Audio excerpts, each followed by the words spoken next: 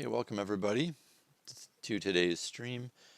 Today we're going to be looking at the Dark Tide 2 Nightfall. This is the second mod level I made for Dark Forces. And let's see here. I think everything looks okay. And I guess I'll just jump into it.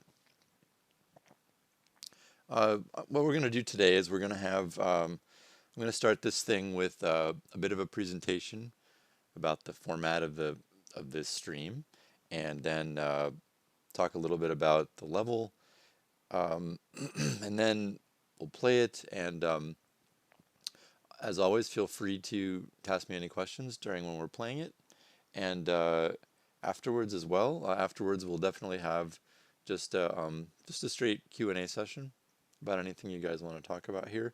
The point of these streams, I originally was approached by Carpet22 here on DF21 Discord to do this, and it was a lot of fun last time. It'll be fun for me this time too. And this is kind of serving two purposes. On the one hand, I'm enjoying just talking about these levels, but on the other hand, I'm kind of starting this whole online presence, talking about level design learning. I do a lot of this stuff. I've done it for, there's a bunch of my level design videos on the Epic Games dev community. I've done it for Pluralsight. I did it for CGMA for a while, and I enjoy it a lot. I enjoy sharing what I know with people. Hopefully it's useful to them who want to learn level design. So that's the other kind of topics we're free to discuss here. If you guys are interested in that, feel free. So without further ado, we'll just start a presentation here. Okay, today's retrospective review, The Dark Tide 2 Nightfall for Star Wars Dark Forces.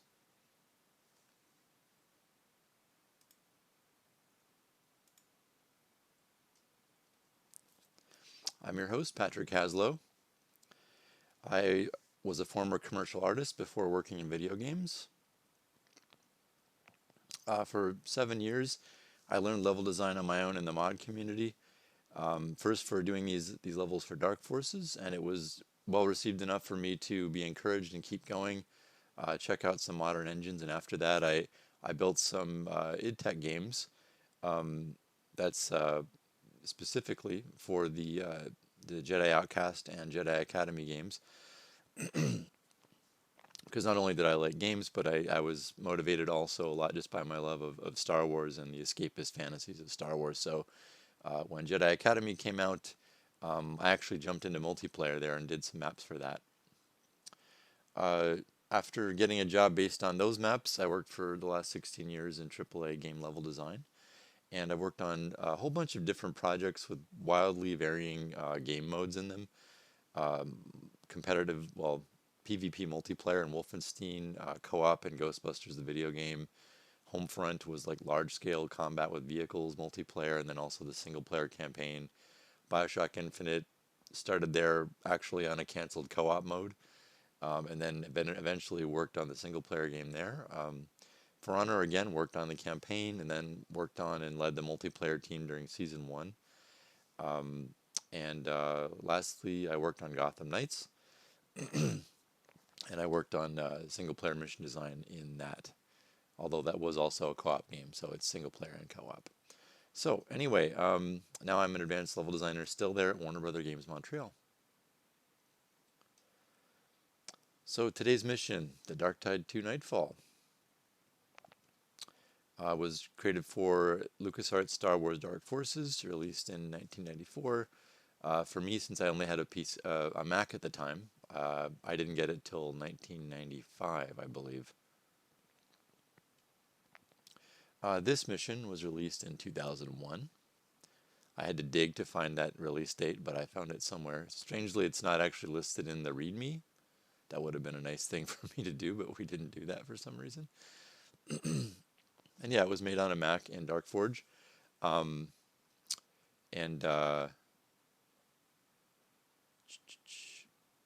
Yeah, it's someone corrected me on this too. DarkForge was a port of not W defuse, but DFUs. And Carpet says February 95 was the DOS release, November 1994 was the beta. Oh, okay. I think that's why, generally speaking, online, I find many sources saying it was released in 1994 because I think they're just counting like when you could first play it, maybe. I don't know. Um, but yeah, I know I definitely didn't play it till 95 on Mac, and probably late 95 then actually, because it was ported by someone. Um, wow, you've started the editor very early. That's incredible. Yes. All right, and finally, the cutscenes and the MIDI music score were created on PC by Matt Halloran. Yeah, he created not only an original theme for the Dark Tide series, which was pretty cool, but he also created in-game like fight and stalking music uh, for during playing. So it's pretty awesome. He also, I didn't write it here, but he also created a lot of additional stuff. He was heavily involved with the 3DOs, the 3D objects that are in this mission. Okay, so I'm going to talk a little bit about the custom mission creation goals that I had making this.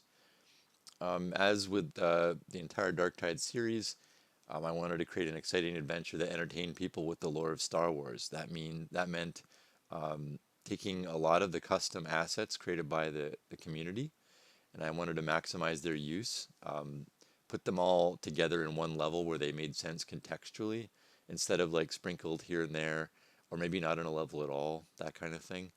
This mission in particular has things like AT-AT pilots, which were made to use stormtrooper logic. It had AT-AT commanders, which were made to use, I think, the commando logics. So I thought I wanted to put them all together in a place where they made sense.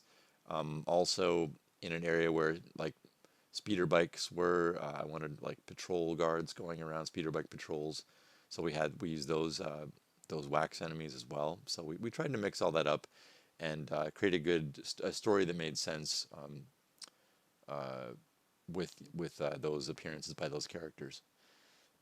And we also wanted to make a lot of new assets as well, including combining them, like I said, combining them together to make these moments, these really immersive moments for Star Wars fans. We were huge Star Wars fans. We know our audience was huge Star Wars fans, and it's always a good idea for anything you're making in games is to know your audience.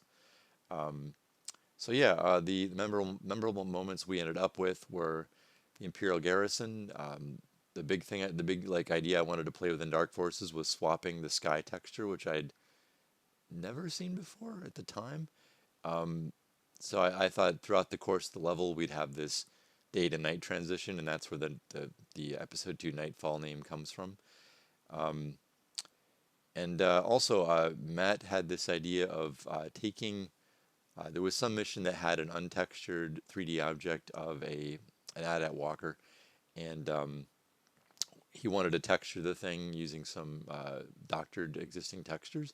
So we wanted a good use, not just to have a textured AT-AT in a level like a piece of decoration, but something that actually, um, again, it felt a little more immersive. It had a, a role in the game. It actually was like an AT-AT used by the garrison. So we actually, using some trickery with sector-based geometry, we had it so that you could actually enter the AT-AT. We also wanted some exotic signature gameplay experiences. That included the underwater sequence where you swim around in a in a corrupt officer's extravagant fish tank, an aquarium, and also a new custom weapon, the gyrojet weapon, which replaced the Imperial repeater rifle. Um, yeah, so the genesis of the underwater sequence was actually we wanted to tell this story environmentally and also through the mission briefing that the guy who ran the Imperial Garrison was seriously corrupt. Like he embezzled money, he probably extorted people on Tatooine, that kind of thing. So he'd amassed enough of a personal fortune to have this kind of lavish quarters with his own fish tank, and like what that would be the most obscene display of wealth you could have on a planet like a desert planet like Tatooine. I think might be like an aquarium, like a giant aquarium, almost like a zoo quality aquarium. So that was kind of where that came from. And then the gameplay around that came from that. All right, so I'm going to talk a little bit about level design planning, and this is more like in general. Um, it's a good idea early on to plan the scope of your goals. I think I said this last time that if you don't plan this stuff early, you'll never finish your mod or your game for that matter. If you're working on a game yourself, um, yeah, all that farm moisture. That's right. Um, yeah, so yeah, so if you don't plan, it sounds like kind of common sense, but it's also why there's like a graveyard of unfinished mods on the internet. Also, when you're doing that, it really helps to plan it out in a kind of a formal level design document. Um, this helps you focus your mission according to a narrative.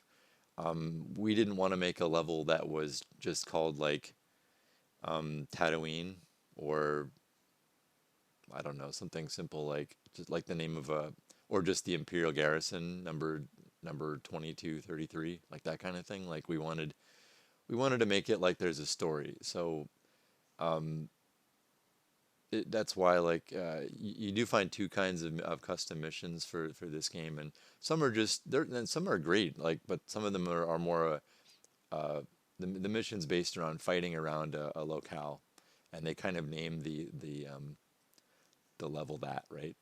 And I played some really fun missions too that did it, but I always kind of wish that they'd think more of a story, even more than that. Like one of my favorites, which I think it's underrated sometimes, is Asteroid. And Asteroid is just that. It's like you're on a base carved into an asteroid, I think, and it's fun. It looks really cool. There's some neat effects with like I remember like it seems like there's like light being cast from the surface of a planet below. Some cool things like that. But again, I there's a story there, but I would have wished there was more of a story. So that's what we were wanting to do, is focus the mission on a narrative. This also helps for you to plan discrete gameplay beats for good variety. If you start thinking of your level as a story, you start thinking of like the high and low points of a story, kind of like we're not trying to make an indie like an indie art cinema movie of a level, right? We're making a Star Wars level. It's an action adventure game. So you just like when you watch an action adventure movie, you start thinking of like the high points in a movie, and then you sort of think about how you can plan those out and make like more like exploration moments. Mix it up with like finding secret areas, maybe solving a puzzle, then combat. So you can figure out a nice flow back and forth that makes overall a good experience from beginning to end. You can also plan like how you're going to communicate objectives to the player. I'll talk a little bit about this more after we play the level, but there's a lot of a lot of in these custom missions that were made here for the Dark Tide series. There's a lot of times where I could blame it on the very limited objective system in the mission. What do you call it? The PDA that you have, your menu system for PDA objectives. But sometimes we had objectives where you don't even know it's an objective. You just find the thing you need to complete the objective, or you don't even know there's an objective. You don't know what you're supposed to do to get out of a situation. So you can, in your level design document, you can identify those moments and structure the events, structure the order in which the events of the level take place to communicate the objectives better. And this also helps to budget your exotic complex moments. Like it took a lot of time and custom stuff to build that one little bit in the aquarium. But we decided it was worth it because we would make that part of solving kind of a puzzle about like how do you get into the bad guys' quarters to steal a valuable key, right? So that kind of thing. All right, so this is a little bit about level design planning and how I often did not, and I wished I would have in retrospect. Um, so there are a few things I did know when we made the Dark Tide 2. I knew that I wanted to be more focused in the Dark Tide 1. I didn't want it to be a sprawling, wandering outside kind of mission. Um, That meant I wanted it to be based around the infiltration of a secure Imperial base. The idea behind the Imperial base was that there's a lot of stuff that's, I wanted to seem like architecturally it bore a lot of similarities to the secret base that you see in the first level of Dark Forces.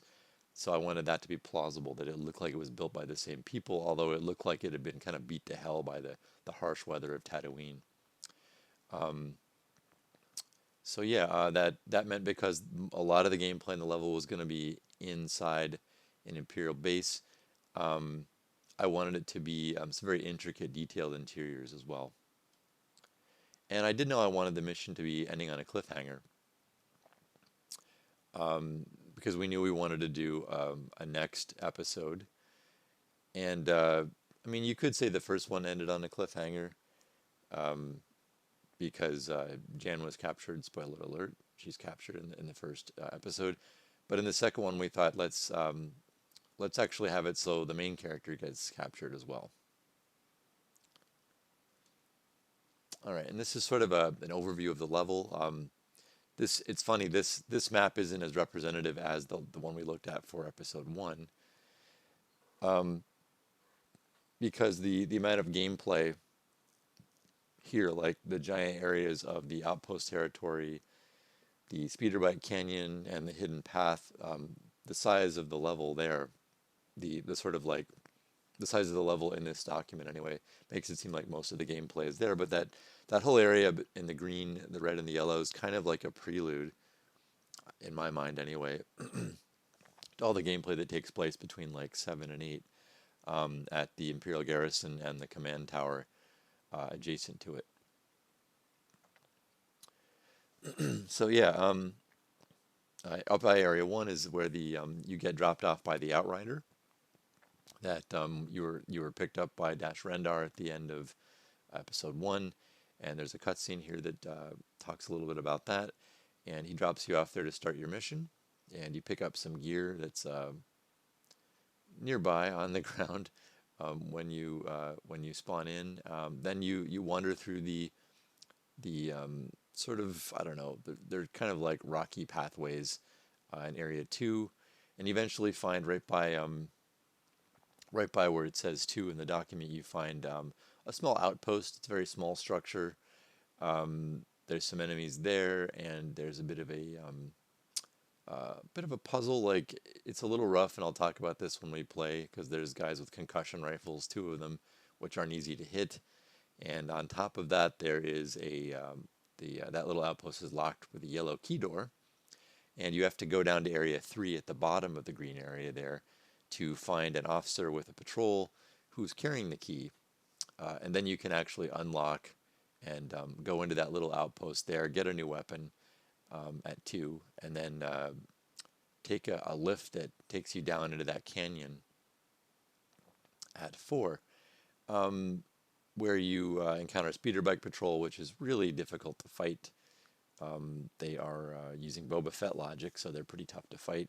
Um, but that actually, and this is where I'll talk about this when we play the level, but that's a little weird because I think in there you find some explosives, which allows you to blast open the path to the hidden path at Area 5, which is a little odd. I regret making any critical path blockages using explosives.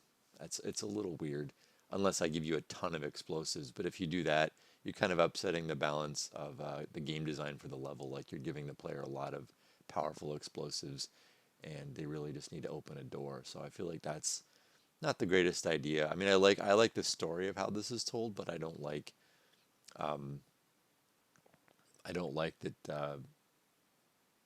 Yeah, that we make you have to go through that hidden path at 5 there after blasting it open. Okay, so that's and then once you get through the hidden path there at 6, you fight an ATST, a Scout Walker, and you make your way into sort of the valley of the Imperial Garrison at 7. It's also a little weird. I did a not a great job at this. If you recall in episode 1, there is a Jawa sandcrawler, and I made it more plausible that there was kind of a valley that you couldn't, we prevented you from going out into this like vast expansive valley, because just like raw gameplay reasons. Like, the logic there was an invisible wall because Kyle didn't want to just wander off into the desert. There's no point to it, so he wouldn't. Um, here we trap the Imperial Walker in this tiny valley. Like it makes no sense. Like there should have been evidence that it could leave the valley somehow. Um, yeah, but we didn't. So it's a little weird. I feel like that's kind of a glaring hole in the logic of this area. And I do realize we're kind of constrained um, by the size of the traversable sectors we can build in Dark Forces. But the area at 4, I think I could have done something there which made it seem like there was a path to like leave the valley. So I wish I had.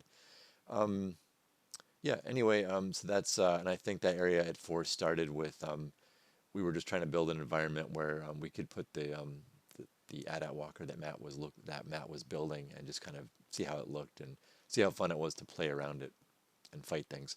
So that's kind of how that went. So that's about all I had to say about the plan for the level. Like I said, we'll talk a lot more later about Area 7 and 8 because this map doesn't do it justice. There's so many floors in Area 7 and 8 that this map won't really show those floors accurately. So with that in mind, let's play.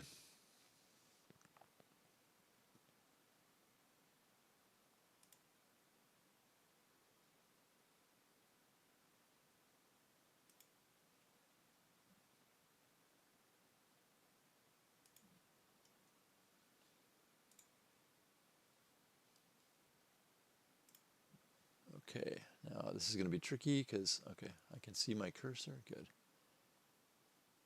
And you guys let me know if the desktop audio comes through when this is playing. I think it should, but you never know.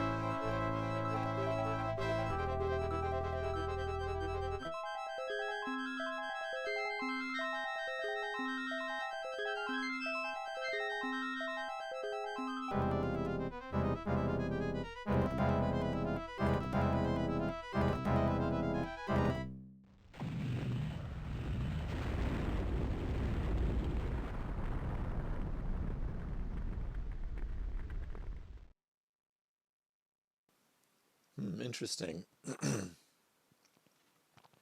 Darktide theme is not playing in the Force engine on this cutscene. That's okay.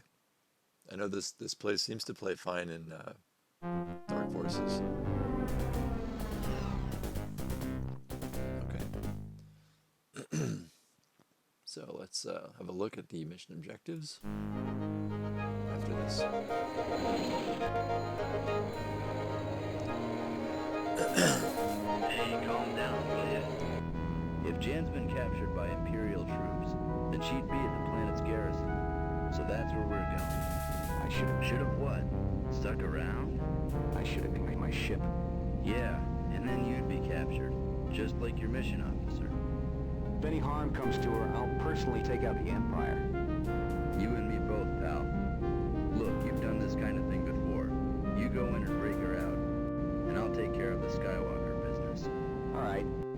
Have you ever dealt with this Prefect Talmont before? Could be a normal Imperial officer. Yeah? Well, watch your step. He can be a wily one. I'll shove my blaster down his throat.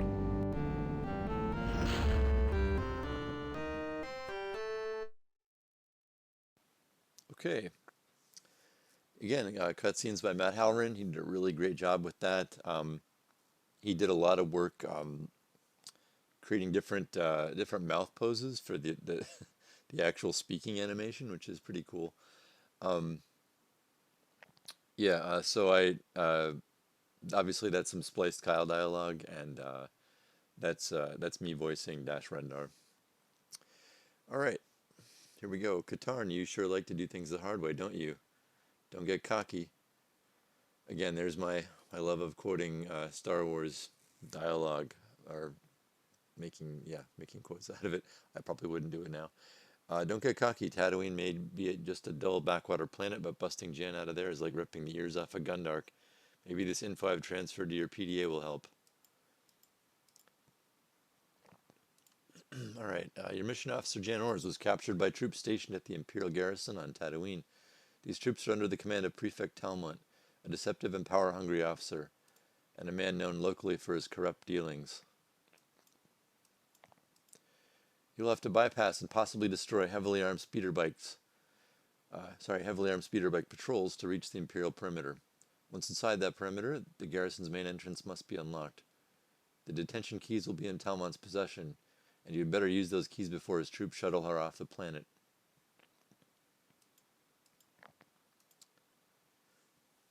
Mission objectives: eliminate speeder bike patrols, gain access to Talmont's quarters and detention area keys, free Jan from the detention area.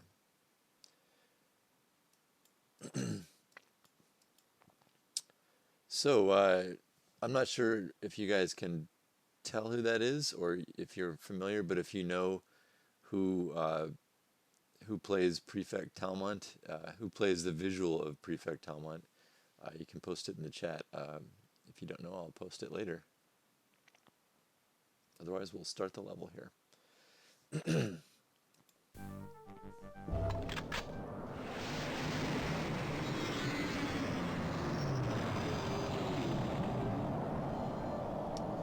Yeah, this the view animation for the Outrider taking off, it goes straight up into the sky, and it, as you can see now that we can look up straight in the sky in the Force engine, it's one of those things that we can see it clipping into the top of the sector when it flies away. If I were to do a special edition of this thing, I think we'd do a new view animation, and we'd use we'd have it fly straight off into the horizon there, and probably just, I think I mentioned before, you can use this trick with view animations where you just shrink the 3D object as it flies away, and it makes it look like it's disappearing into the distance. So I'd probably redo it that way now if I could. I put some weapons and some pickups here, just to show that like you took the goob gun with you. This is the custom goob gun weapon that we made for the Dark Tide 1, but I wanted it in this mission as well for continuity, so I put it on the ground almost to look like you unloaded it from the Outrider. But I kind of, I don't even know why, in a kind of a dumb idea, I put it behind you. I probably should have put it like over here so you'd pick it up before you left, because if you just kind of run forward, you'll miss it and you'll have the whole level without this weapon. So that's a different thing I would do. That's my kind of nod to the Dark Tide 1, is the Womp Rats watching the Outrider fly away. So then we kind of go off through the canyons here, and we start seeing evidence that there's the Empire's protecting this area. Another thing I wanted to say about the Prefect Talmont character was I thought about this later, like I was wondering like why I had to think for a minute why I put an Imperial garrison on Tatooine, when they kind of, it seemed like in the films they made it pretty clear that there wasn't normally an Imperial presence in the Outer Rim like where Tatooine was. But our idea here was this guy was here, but he kind of he was so corrupt and so far away from the center of the Empire that they kind of forgot about him. They left him alone, and he kind of didn't get his hands dirty on Tatooine. Instead, he just kind of like embezzled funds, probably from Coruscant. He might have leaned on some people, some raiders, but like you don't really know where this garrison is. We don't tell you where it is on the planet, but say like it's not near Mos Eisley, for instance. It's not near like the Skywalker farm or anything like that, or it's not near Mos Espa. But here, we felt like it's almost like this guy has his own little weird mini fiefdom out here, right? So PR Gillen says, I love, curious, is it possible to put all the Dark Tide episodes in one pack? Or is it limitation on the engine preventing that? Oh, the Force engine. You're asking like if you could just download it from the Force engine in one zip file, maybe an archive, and pop it in there? That's a good question. I don't know. That's a good question for Lucius. I'm not sure how the loading works. I know you can put the zip archives in the mod folder, right, and then it just finds them. But I don't know otherwise how it would work. Oh, all in one mission list. I see what you're saying, like from inside Dark Forces. No, it's not possible because whenever you make a custom mission pack, you have to replace like one of the levels, at least one of the levels in the original game. And because we have different levels replacing like Secret Base, for instance, like I think like Dark Tide 1 and 2 both replace Secret Base. It wouldn't be possible to do. They'd also have to be in just the right order, so it's kind of tricky. If you ever have a level where you want the player to start with no weapons, you have to replace like Jabba's ship, for instance, because that was the level that I think they hard-coded you starting the level with no gear. For instance, I think we replaced that level in the Dark Tide 3, so it's not really possible to do. It would take some custom work by someone smarter than me. Yeah, there's art replacing game art too. It's a tricky balance. So here we start seeing the first hints of the speeder bike patrols, and I don't remember if Matt made that custom wax for the speeder bike or we took that from the community. Probably the community. I'm gonna go lame here, which is the custom cheat for not dying.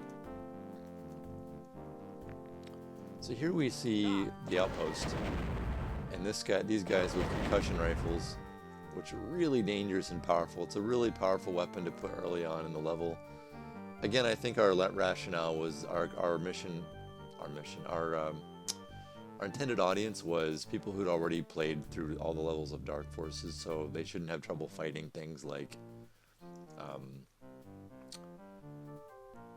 concussion rifles. But so it's a little weird.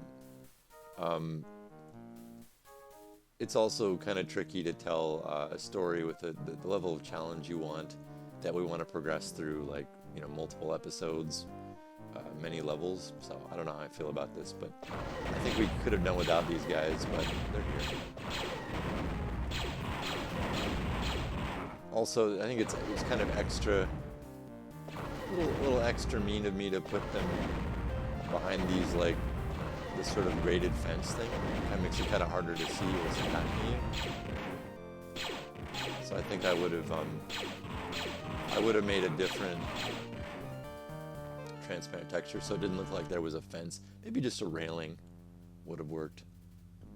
Yeah, that probably would have worked better.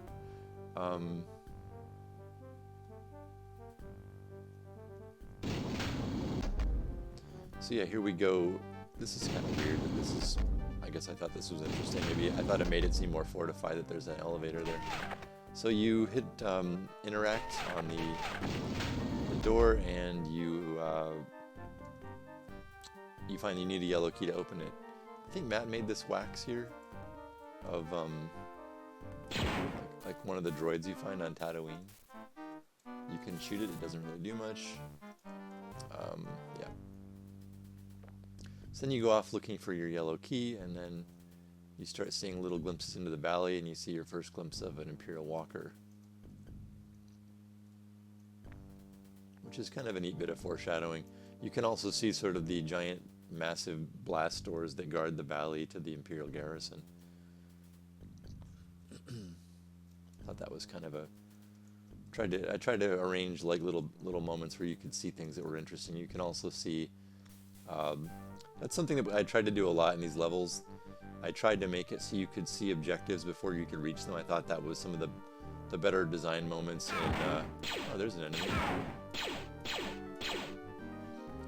Some of the better design moments in the original Dark Forces game I thought were the fact that you could frequently see objectives before you could reach them. So this makes it look like maybe there's a way down, or there's more to that little outpost. You can also see like, oh, there's power-ups down there, but you can't get down to them, and because you will die if you fall down there, if you're not protected like me with cheat codes.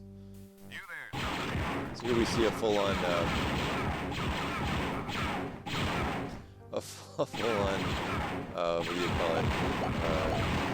Patrol out here in the valley. We get the yellow key from the officer. It's still really funny to me that there's no line of sight checking on the AI that drive the enemies. Like they just shot half their own troop to death. Yeah, so I feel like I'm guessing. Here's what I'm guessing. I'm guessing when they made the original Dark Forces, they couldn't totally prevent this, right? They couldn't totally prevent stormtroopers from shooting stormtroopers, right? But they probably made wider areas for them to fight in, so it happened less. But yeah, it's kind of, it was funny when it happened in the original game, but people just kind of accepted those things back then. It also made it harder to make a game using like, you know, Doom style first-person shooting. In Doom, if like one demon shot another demon, you didn't think twice about it. Like demons are nuts and they're angry and they're murderous, right? But it doesn't make sense that like a stormtrooper shoots a stormtrooper. So I feel like Dark Forces was pretty cool in that it was pretty ambitious, right, compared to the original kind of Doom games. That's why people saying a Doom clone is like really a mischaracterization of the whole series. It's really a story-based first-person shooter. Yeah, so here, this is the path to the Hidden Valley, as I call it, the hidden path. Right now you don't have any explosives. You can't open it. So I'm telling you, if you played, this is one of those things, I guess if you've played the main game of Dark Forces, you see this kind of stuff, and you know that this means someone repaired a wall. Although it's really weird. It's also like they repaired a rock wall. Like it doesn't make any sense how I built this. I probably would have made this look like this was an actual little checkpoint out of like actual, like, you know, man-made architecture, and you could blow it open. That would have made a little more sense to make it really clear, like I need to find a way in. Also, if we had a dynamic objective system, I could have made it almost like you enter a trigger sector here. You see the outpost. Kyle says something to himself, you know, like I'm gonna need to find a way through that checkpoint. And then your mission objectives in your PDA here, right, could be updated with that. But we didn't have objectives, dynamic objectives, so we kind of had to stick with what we had here. Or if I couldn't do that, I shouldn't have made it so hard. But again, I felt like we were making this for not beginners. We were making it for people who knew the game more. But still, that's not good level design. I wouldn't recommend doing that. Okay, so we have the key. We go back here. We're now in this tiny outpost. We hear a kind of obnoxious person in one of the cells here. This is like kind of a holding cell. And we find it's Moff Rebus squirming in his cell. Sometimes I look back at this and I kind of wish that maybe he had a bit of... Blast you, Catan! Oh. You led Prefect Talmon's troops right to me. Okay, yeah. Well, I kind of wish he had more useful dialogue there. It's kind of neat. This is, again, I'm trying to create a little bit of continuity from episode 1 to episode 2. You had a discussion with this guy, probably. It's an optional discussion, actually, but you do see him in the Dark Tide 1, so I thought it was kind of cool that, like, we made it clear they were, like, Imperial troops, like, scouring the Genland Waste for you. And they actually found Jan, obviously. And I made the continuity here was they also grabbed him for reasons, who knows. Probably because Talmont wants to extort like funds from him or something, right? So you look around a little bit more here. And you find our first custom weapon, the gyrojet blaster.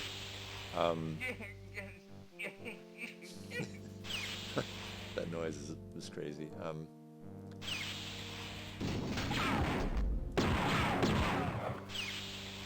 Yeah, I was pretty happy how this weapon turned out. One of the fun things was, it sounds not so bad as like kind of a machine gun sound, but if you shoot one shot, it has like a cool like magnum ammo kind of echo to it, which is kind of fun. Also, yeah, these are all destructible here.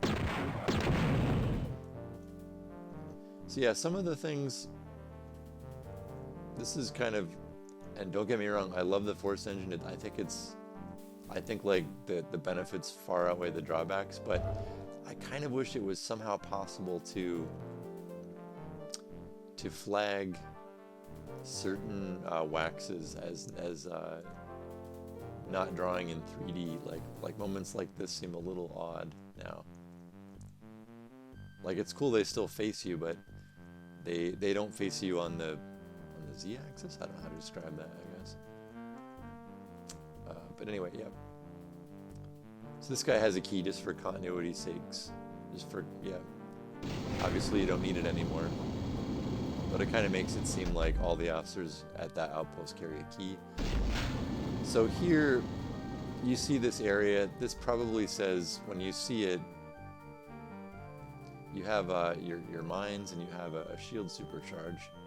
And it probably tells you that there's enemies up ahead. Although this is a little strange, right? Because on the one hand,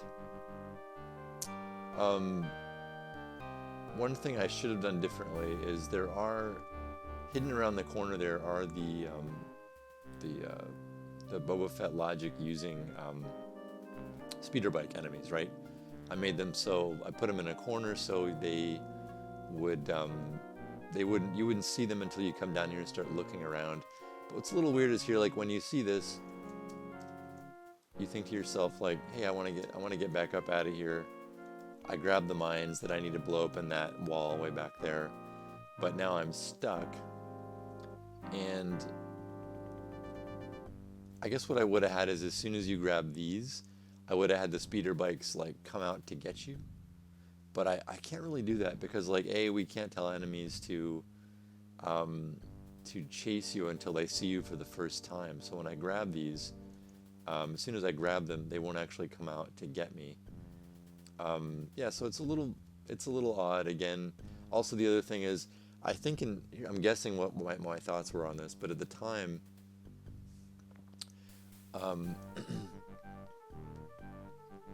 maybe I was thinking that I wouldn't use mines to kill the speeder bikes, but I might. And if I do, that means I'm stuck. I can't actually get through that door. So I'm counting on the player, having seen that breakable wall. I'm counting on them remembering that, and I'm counting on them thinking, hey, I only have these 5 mines. I'm gonna save them to blow open the door, which is a mean thing to do after you throw 2 speeder bike patrols at them, right? So it's questionable logic. What might have been kind of cool, I think, and this wouldn't have made nearly as much sense, would be you come down here, you find mines. Maybe there's also, like, right to the side of this thing, there's also a little, like, building or a structure, and then, like, after you, yeah, actually, this would make more sense. Like, after you fight and kill the speeder bike patrols, then, like, this comes back down with, like, maybe a little squad of more patrol troopers, right? And on the platform is some mines. I don't know, something like that. Just something so that, like, after you complete this battle, there's nothing for you to do but use the mines on that door. There's no temptation to waste them, anything like that. I mean, I know in old games you were often encouraged to, like, use resource management. Like, that's the thing modern games don't do nearly as much. I kind of wish they would, but they don't. So I feel like, yeah. Anyway, that's all I'm going to say about that. I'll just get on with it and kill these guys. So you get the shield supercharge, which tells you there's probably going to be enemies, but Again, you don't see them till you find them here. And where did they go?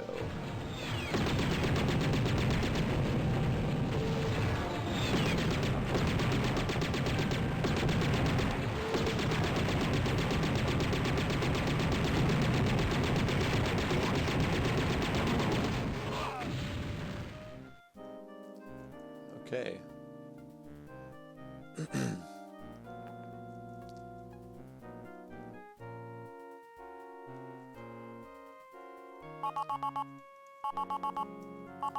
And I think after they're dead, oh, I think I broke it. I think I killed those. Okay, yeah.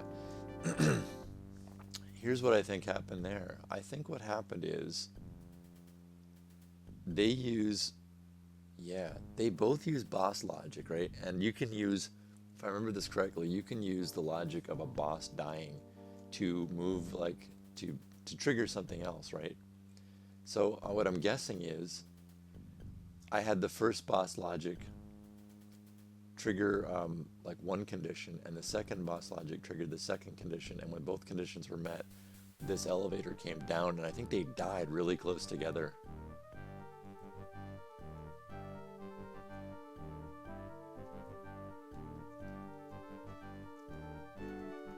Yep, that's true. That Max, no, that's true. Yeah, it's the hand-holding and gaming thing is, it's tricky. The more expensive the game, the more hand-holding you're gonna get, usually. With all but a few notable franchises, it's true. In AAA, that's totally true. All right, so we're just gonna cheat to get out of here. We're gonna pretend this came down. But yeah, that's definitely what happened there.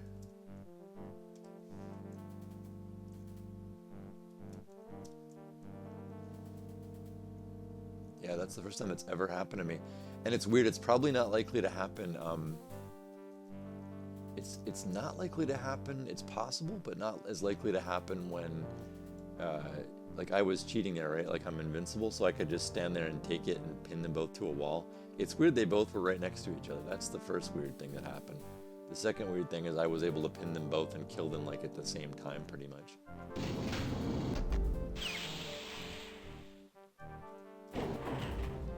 But it honestly never happened to me in all the times I played the level. That's a new thing. Okay, so here we go. We have our mines. I think I also made them mines because I thought you're not likely to use mines against Boba Fett because he's really fast, right? Like he'll fly right over it so fast he won't even get in the blast radius. But that means it's also extra hard to like put this here.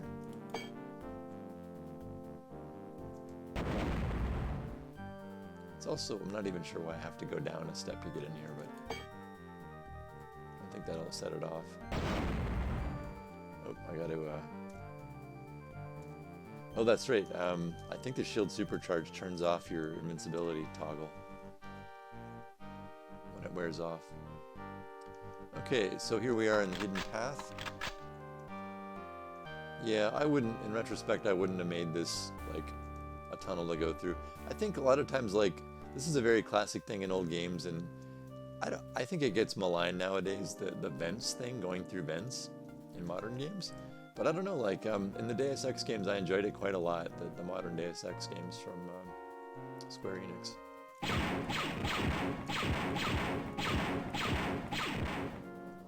But here in the sort of Valley of Tatooine, I don't know if it's as necessary. So here we go, we find a AT-AT walker.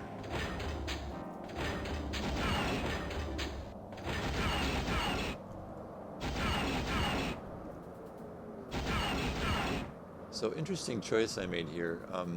This is one of those things we had to replace. We replaced the turret enemies from the main game with this scout walker. It's a little weird.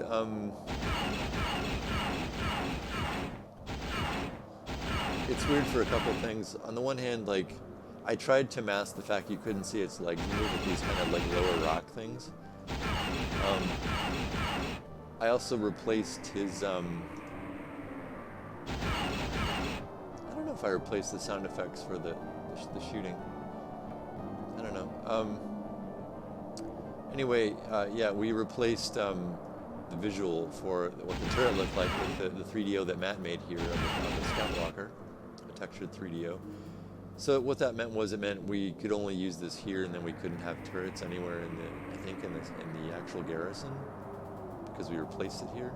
So it was a bit of an exotic moment call, but also it's kind of really easy to kill a Scout Walker.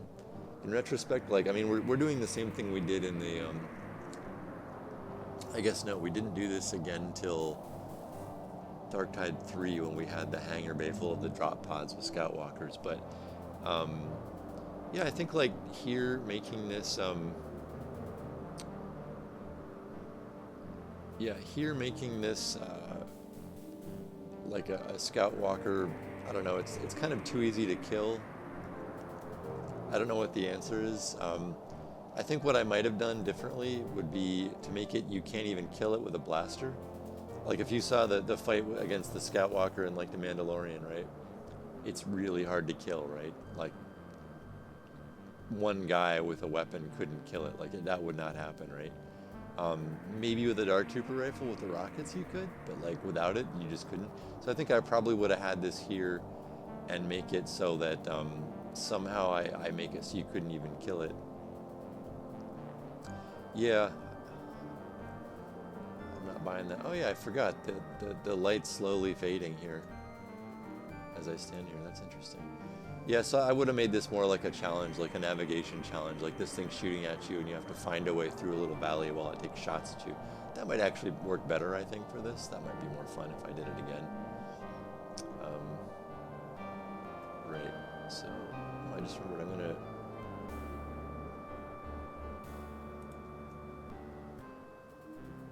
Okay, sorry. Alright, so here we go, moving on. If you know the level, you can actually just jump out of here and avoid this thing, probably take one shot in the back or something, and that's it. Okay.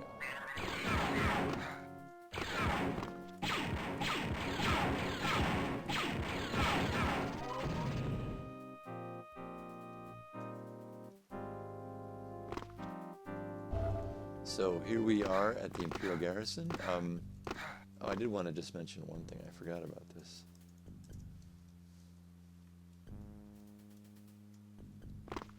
Okay.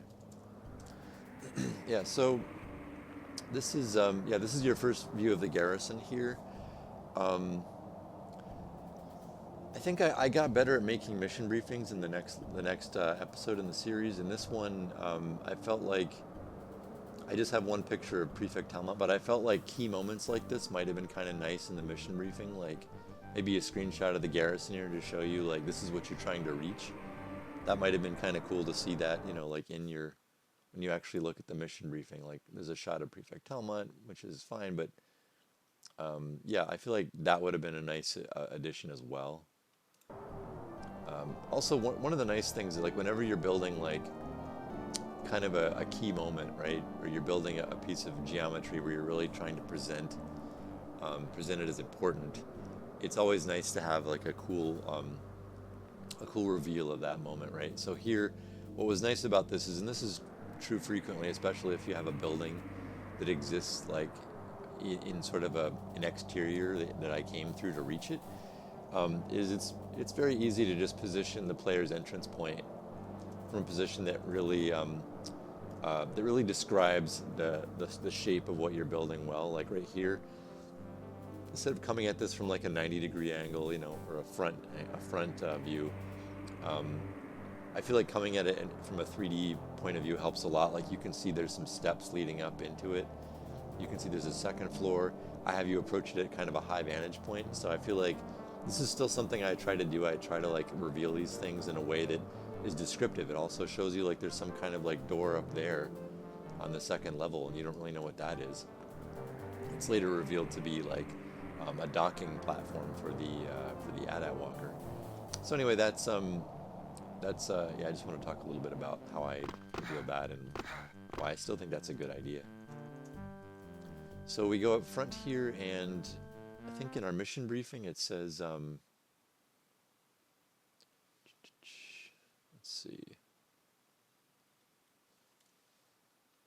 Mission briefing, objectives, right? Yeah, so this is another, like, I feel like this would have been a few more objectives here might have been nice. This is a little sparse given the size of the mission. It's a little better than Dark Tide 2. I feel like the objectives generally got somewhat better in communication as we proceeded in the series, but here I think there could have been like, actually, what does the mission briefing say? Something about opening the door.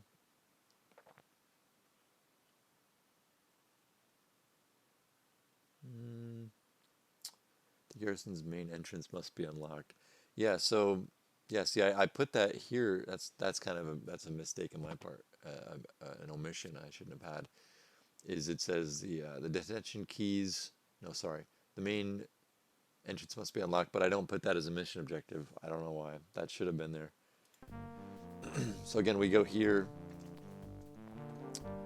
and yeah, like when you press interact on the door, it doesn't open. It could have at least told you something like, find a way inside, or something like that, but it doesn't. So I mean, you will find that you have to get it open if you dig through your PDA, if you go back to the PDA screen, but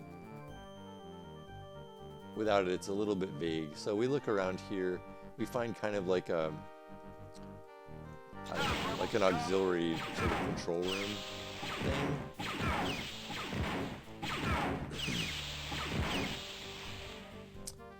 This is a little too easy, honestly, that you can just go off here and find a way to open the door. If you pull the switch here, you can open the door.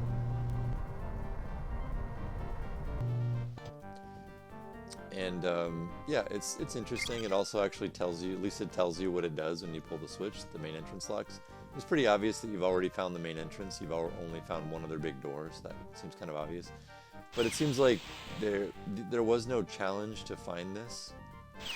There was just like, look around a little bit, and there's only one other door to get in. And this kind of where the story breaks down. Like, the story doesn't tell you why this is like unlocked. There wasn't even, like, a challenge would have been nice. Like, maybe you have to like fight some stormtroopers to find that door. Yeah, like, I think it was a little better. Like, this is sort of the version of, let's say, like Secret Base, right? Where you have to leave the secret base. You go to this little like control post in the outer walls of the secret base like territory, and then you flip a switch, or you find a key. That's right. You find a key that an officer has to open the door. Because we already used one of there's two more keys you need to find for different puzzles inside the garrison. We had to make this main door like be, more like a logic of like flipping a switch instead. But again, yeah, I feel like if you at least had to kill a few officers to get this, that would have been okay. It would have at least made sense. Like, you're a badass, you killed a couple officers. It was easy, but you did it. That would have been more fitting logic to story-wise in the story the player has. So now the door opens. We're in the main floor of the garrison. This is kind of the nexus of the garrison here. It's where all the different places come together. It's funny. I realized when I played this week for the first time in ages, I had this realization that when well, it's not why I did it, but I had to design, like on Gotham Knights, I had to design Blackgate Prison. And in doing so, I mean, I looked at a lot of reference for actual prisons, and I saw like how a lot of the structures were built, and they were often built with kind of like a central hub that a lot of spokes with different prison wings came off from. And I did the same thing here, but I still feel like, because I played so many games where there was a central location that you kept going through to go to new areas, it's not like an original concept, but I feel like it's a really good sort of grounding place for the player to sort of reorient themselves at different points in the source of the level, or at different points in the level, I should say, and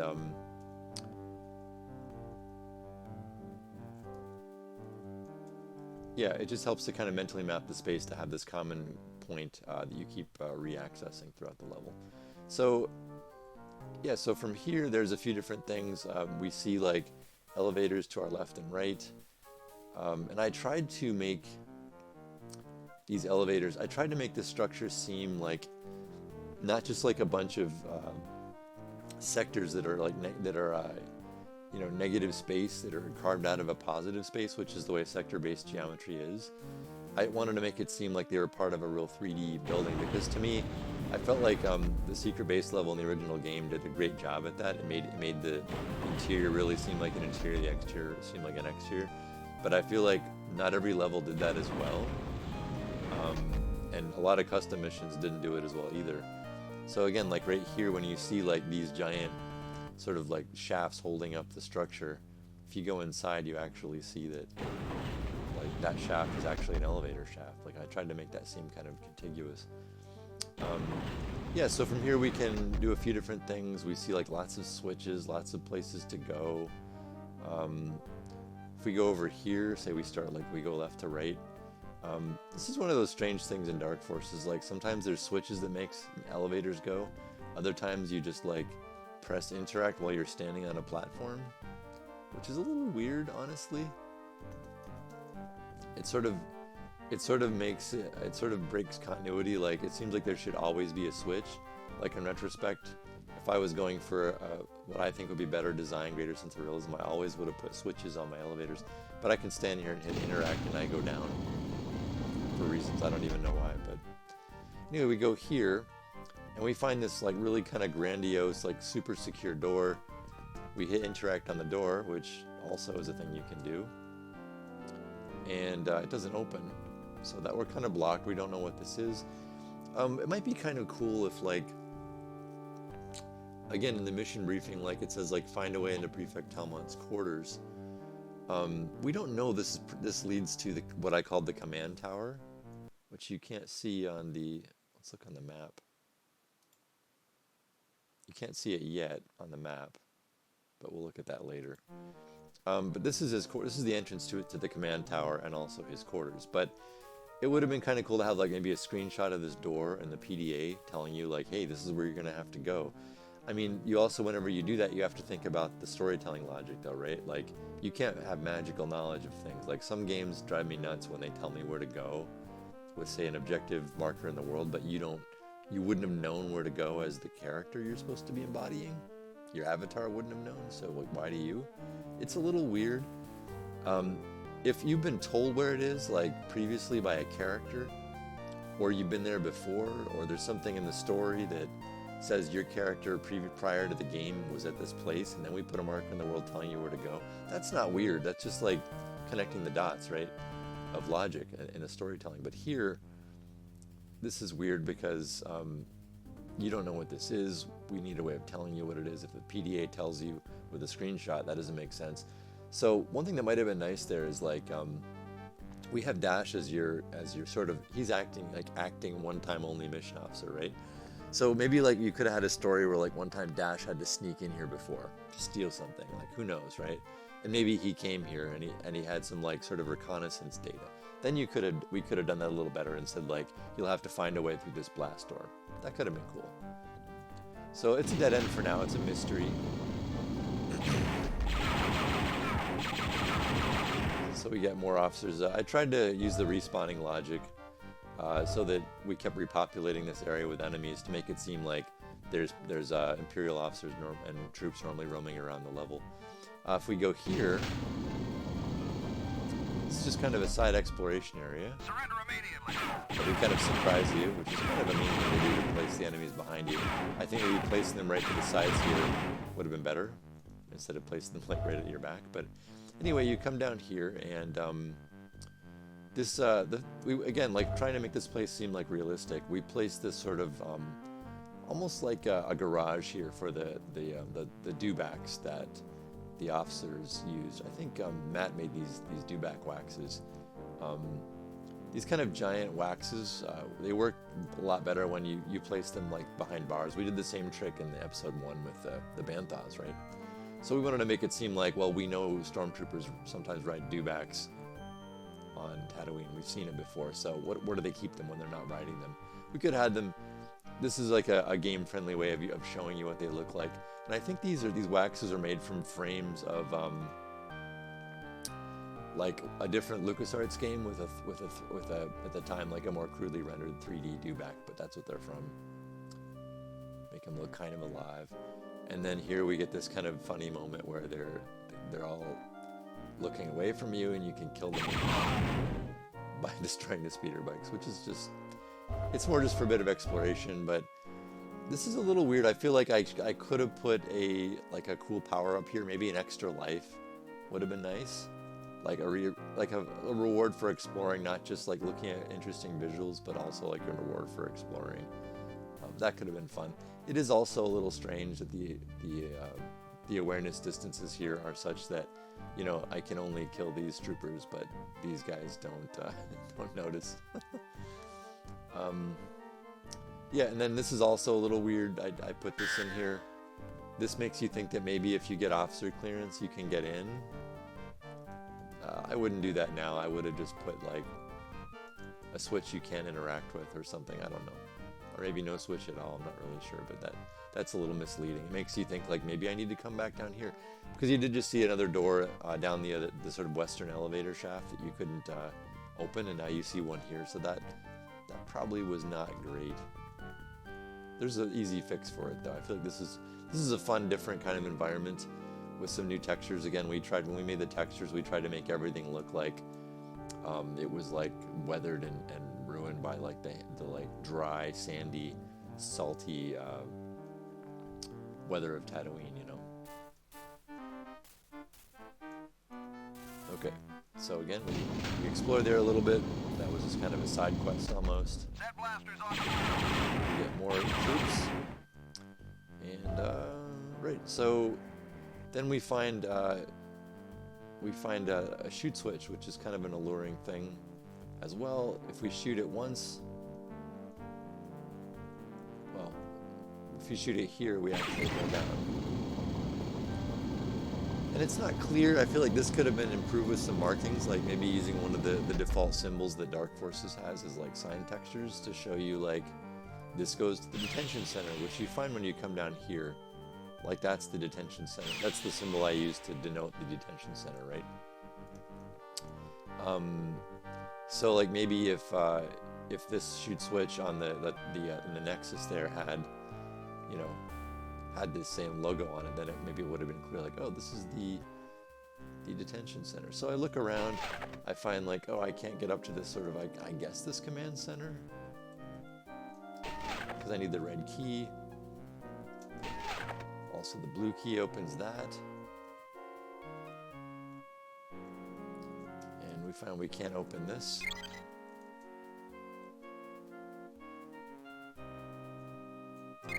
Yeah, I guess what I did is when I put officer clearance required for access, the point of that was like these are all areas you can't go on. You can't access. Also, I tried to tell the story in game a lot more than I'd seen in the original, or I guess maybe I'd seen as much as in the original game, but I also wanted to go one step further. So this is kind of showing like who's imprisoned down here, right? That's the point of this custom graphic I made. And it actually, these are the actual enemies that you'll find in the cells if you gain access to them. And it shows you also right here when you see Jan pop up, you see an image of Jan pop up. If you remember what she looks like, hopefully that's useful to you.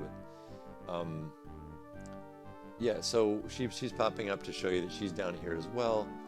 It's also showing you like there's an image of a door, and then when she pops up, it shows you like this red logo here, which is supposed to show you that she's actually in here, but you can't reach her.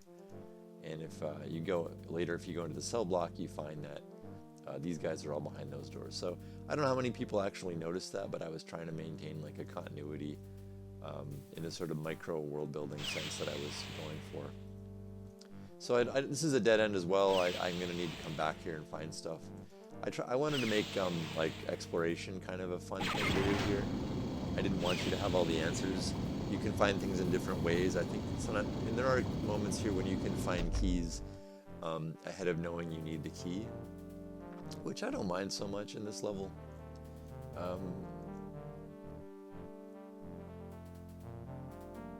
Okay, so the last trigger we have to try out is this one here.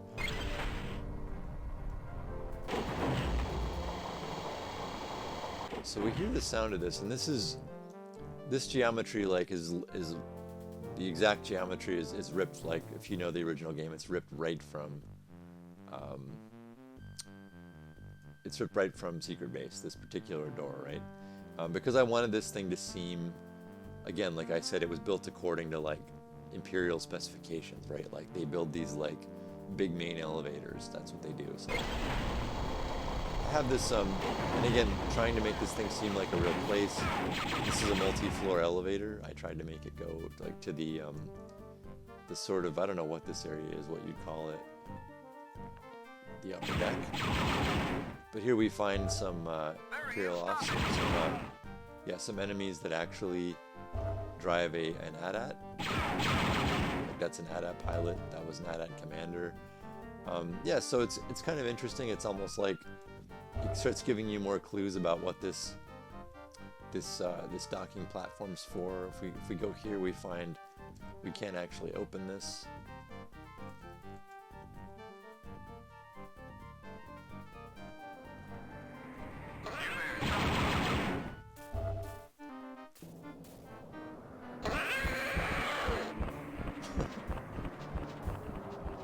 That's just a little fun moment I had there. This was for people who explore. I kind of wish I put a little thing to find besides a bad guy, like maybe maybe not a bad guy, but maybe just a pickup, and it might have been fun. But this is where I tried to show the sense of scale. I was trying to pull some tricks to increase the sense of scale in the environment, right? Like back here, there's a custom ambient sound file that's playing like the wind howling to show you like they built this garrison here overlooking this valley so they could keep tabs on things that happen in the valley. Like that was the fictional logic of why they built this here. Also, the other point of that is it gives a chance, if the player goes looking out here, they get a chance to see more of the sky actually changing and the sort of simulated time of day changing to night through the course of the level. And this again, you can't actually open these doors. These actually are just made to look like they're inaccessible top floors of the elevator that we saw down in the Nexus. So, and then this main elevator goes to the top floor. And this is made to look like, take care of these guys. This is made to look like the kind of like the top floor of Secret Base when you finish the mission and you get picked up by the Moldy Crow. I wanted to make it look similar to that. Not the same, but similar. These are just here for no reason. We also find like some doors we can't access. And it turns out like these are actually landing platforms, you find out. And that one is just closed. We just made it inaccessible. But I tried to hint that there's area. They can't reach every area, but... And here we find Matt's textured 3DO of the Imperial Shuttle. And so we made it clear like this is where the shuttles come and go at the garrison. And we made it so you can go close up to this shuttle. This looks a lot better in the Force engine. Again, there's no warping on the on the texture.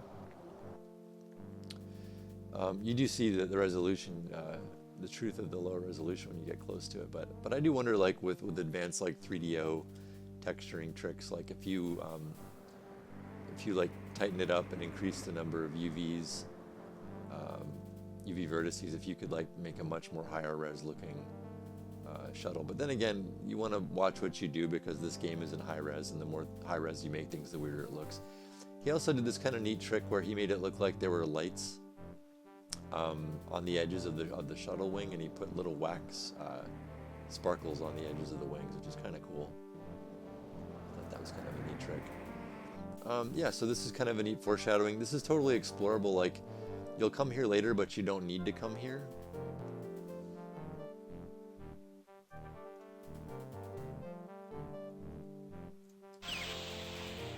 Again, part of the entertainment value I was going for was I wanted this to seem like as real a place as it could be. So as you explored it, everything seemed to make sense to you. Like it wasn't just a series of corridors, you know, like in a dungeon-style corridor. So this goes back down to the sort of upper deck or whatever. And since there's nothing else to do here, I figured we funnel the player into this switch here. This is AT-AT T-27 reporting. We are now returning with prisoner transport. So there's your clue. That's a pretty good dialogue reading there. I like that one.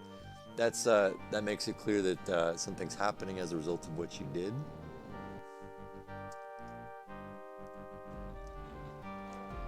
And I don't know how I feel about this now, but this is the walker returning to base that you saw early in the game. This just uses a moving sector to basically slide the walker with sound effects coordinated. It's a very low rent, low budget version of the walker. What's crazy is one thing that might be really interesting is with modern tools. You know, if this walker was split into multiple 3D objects with the legs, I guess you'd need at least the upper body, the upper leg, the lower leg, maybe the foot. I don't know. You could actually animate the walker walking into the base. That would be like the coolest thing ever. Like when I look at that now, I feel like, I don't know, maybe it breaks immersion a little bit. I don't know how I feel about it, but I kind of like it because suddenly it makes it clear, like when you can go inside the walker, like that we fake it. Like this is obviously, this sector is like a, what do they call it? A liminal space or whatever. Like it couldn't really exist, but it makes it seem like the walker is docked and you can actually enter it. You're not authorized. You find more AT-AT. After our transfer, we will report back to you at once, Prince Caesar. Very good, Commander. I will expect to hear only pleasant news at that time. Yes. Yes, indeed. Stop where you are. Okay, so that's yeah, that's a little bit of storytelling. We hear him have a discussion with Prince Caesar. We arrive just in time to see the hologram disappear. And yeah, so this is I did some custom textures to try to make this thing as believable as I could. There's some existing ones here, but I think I made this door based on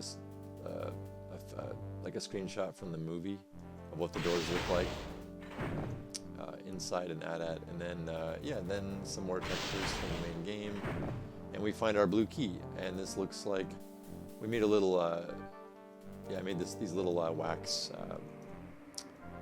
or I guess FME actors to like show where the seats would be. So yeah, that's I thought that was a fun bit of immersion. Like people wouldn't expect to go inside an AT-AT. And then also I like the continuity here, which is sort of like it's sort of like saying the AT-AT docked at the outpost, and they transferred Moff Rebus as a prisoner here to be taken to the garrison, maybe taken off-world, who knows? But it's sort of a continuity thing of like they pick up people and they store them here as prisoners. That was the story logic I was trying to tell throughout this mission.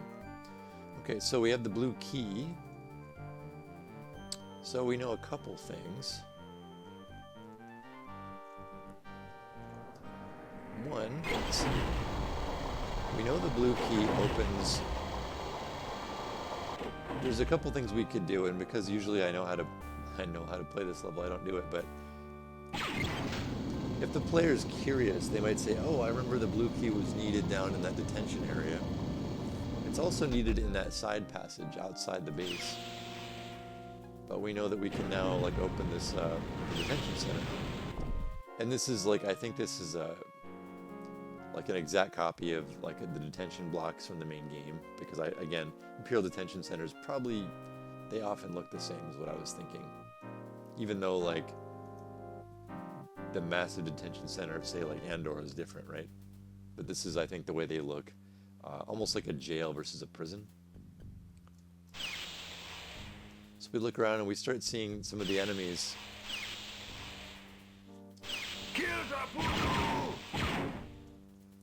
That's me voicing the Rhodian. Yeah, so you start seeing the some of the enemies we saw in that view screen out there, including this poor, helpless Gamorrean. These are the enemies that we saw out here on this view screen right there. I think they're all here. I don't know.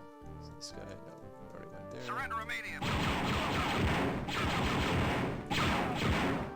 Get a little fight.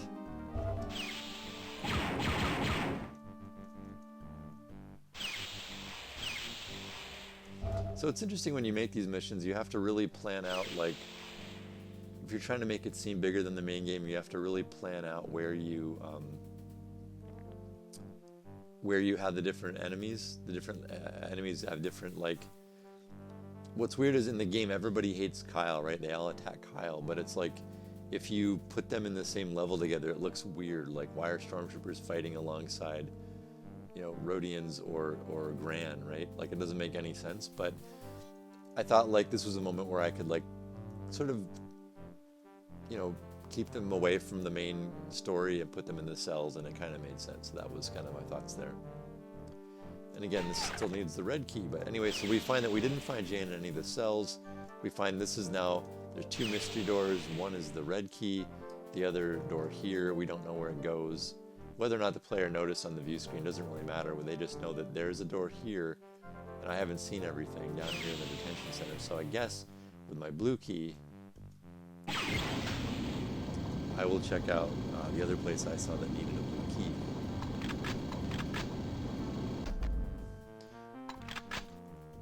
So out we go outside again.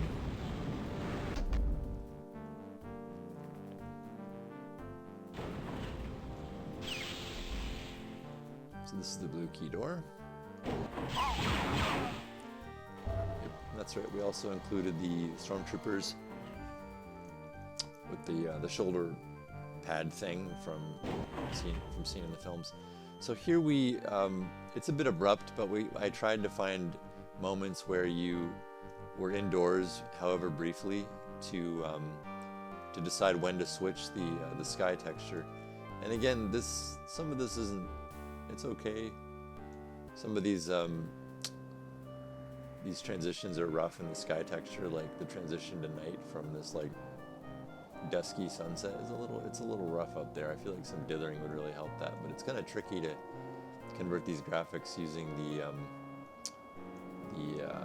palette settings. So here we get this. We're kind of forced to look at the effect. That's one of the fun things about this. We also get this kind of like moment going around some tricky, dangerous geometry, playing with that fantasy of you and infiltrating stuff. That's one thing, like, in some games I've worked on where the player wasn't supposed to get into a certain, like, secure location. I always like to try to have at least like some pretense of like you're forcing your way into a place you shouldn't be, so you're being sneaky, you're going off the beaten path to find your way into some place. You're not walking through the main door. But I find like I've had varying degrees of success in that in different games I've worked on. Because in AAA, there's always this fear of like you're gonna make players miss content, and that means sometimes like there's a very low threshold amongst game development at that AAA level to entertain the player spending more than a very, very short amount of time looking for a way in somewhere. Or I feel like in old games that was kind of what you did.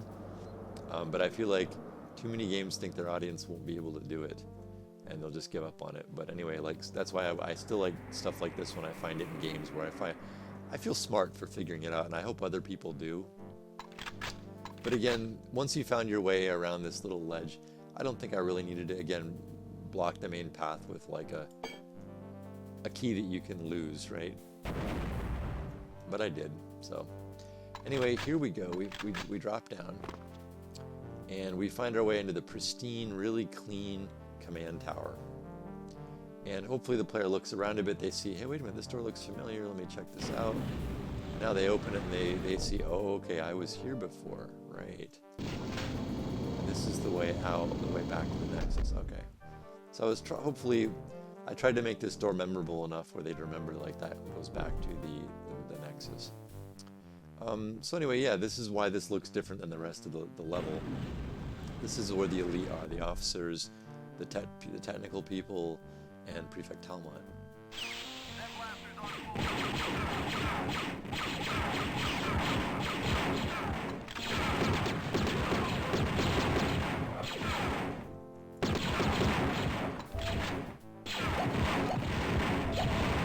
Gratuitous goob gun use. So yeah, this is where they, who knows, maybe they monitor probe droid transmissions, or, you know, but the elite and the much more highly educated troops live here. Okay, so the next thing, hey Benito, thanks for coming to this here. So this is where I went overboard for sure, and someone brought this up, I think on the Discord at DF21 recently. You're in this room. You see there's an elevator. You can't open the elevator. I don't agree with this. This is not the best texture I used right there, but there's an elevator door you can't open. You don't know how to get through this. You see a window, and it turns out, and I spent a lot of time on this effect, and I think I got so enamored of the effect, you could break glass by shooting it enough, that I didn't, it had never before, I don't think it had been seen before in a custom level, so not even custom level aficionados would have known to break the glass, right? In fact, this texture with this sort of slate, like simulated reflection on the glass, had been used in like many other custom levels. In fact, and unfortunately, I forgot about this, but we actually use it down in the detention center and you can't break it. So that's a little weird. I think what I should have done in hindsight would be to start these windows with a small crack in them, so it makes it seem like you can break it, and then maybe even like do something like maybe put some little FMEs of tools that that show you like someone was working on the window. Maybe even put a sign texture that says something like "no shooting," you know, something that says something clear, like this window is kind of screwed up. It took some damage. Please don't. See, and this one doesn't break either, which is extra weird. I don't know why both of these don't break. Like that is, I guess well, like I said, it would make sense if. Yeah, I think it would make more sense if this actually looked damaged the first time. So that's kind of a, yeah, that's a big oversight on my part. Hey, I wouldn't be OG Wookie. I would not be like, I would not feel bad. This is totally a rookie mistake on my part, not making it clear you could shoot the glass. If the game already had shootable glass and everybody knew you could shoot glass, well then no problem. But this was like, this was a fun, cool new feature, I thought. It takes a lot of work to make one breaking glass, which is funny. But yeah, I think making it clear, like, no, this window is compromised. This window you can break, that would work. Anyway. Yep, and it's done with a combination of a scrolling texture, like every time you shoot it. It's obviously not, it's not the only, how do I put this? Yeah, it doesn't actually, the damage marks on the glass, they don't match where you shoot. It's more like the stress of it creates fractures, even though they look like impact fractures. That's the best I could do to make it look good. But I feel like it scrolls the window texture each time you hit it, right? So it looks more and more damaged. It's like a bunch of frames that get forwarded every time you shoot it. And then when it breaks, I remove the impassable flag, so you can now walk through here, and I leave a little bit of glass around the edges. And then the floor texture also gets changed to look like the texture you just saw, except more and more pieces of glass like appear on the floor. So it's like the floor texture's animated, the window's animated, and then there's sound effects. So anyway, then we know, like, okay, we gotta be tricky again. We gotta bypass more stuff. So again, we get another view out into the desert. Yeah, and this is trying to show you, like, if I go to my F1 view, this is the, let me just scroll over a little. This is the command tower here, and this is the sort of the middle floor of the command tower, I guess. Yeah. All right. Yeah, you do need something to make it clear. I think I might actually make it more clear than that. Maybe it's because yeah, again, I didn't do too much AAA, but okay. So yeah, so we know we're inside the elevator. It's not hard to forget where we are. I did this so you can actually see that there is an elevator down there if you look under the floor. This is actually one of the extra nice things about the Force engine now is looking down here is much easier. You get a much better view of the elevator. So like this is a really cool use of that.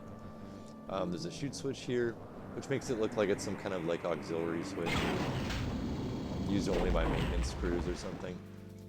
And then we see that the door open. If we look down, we can actually see like, oh, there's water down there. That's weird.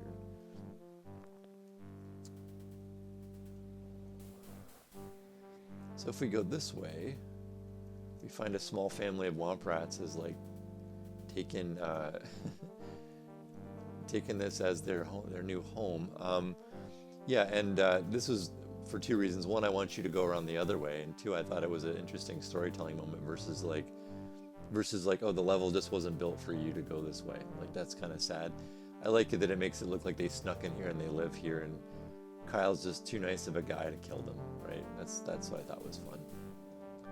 So we're forced to go this way, and this, if we look at the, oops, let's look at our map here. We can see again, we can see more of the. How do I go up? Yeah, we can see more of the plan here. That we're still inside the security tower, and there's like this giant vent that like circles the outer edge of the security tower.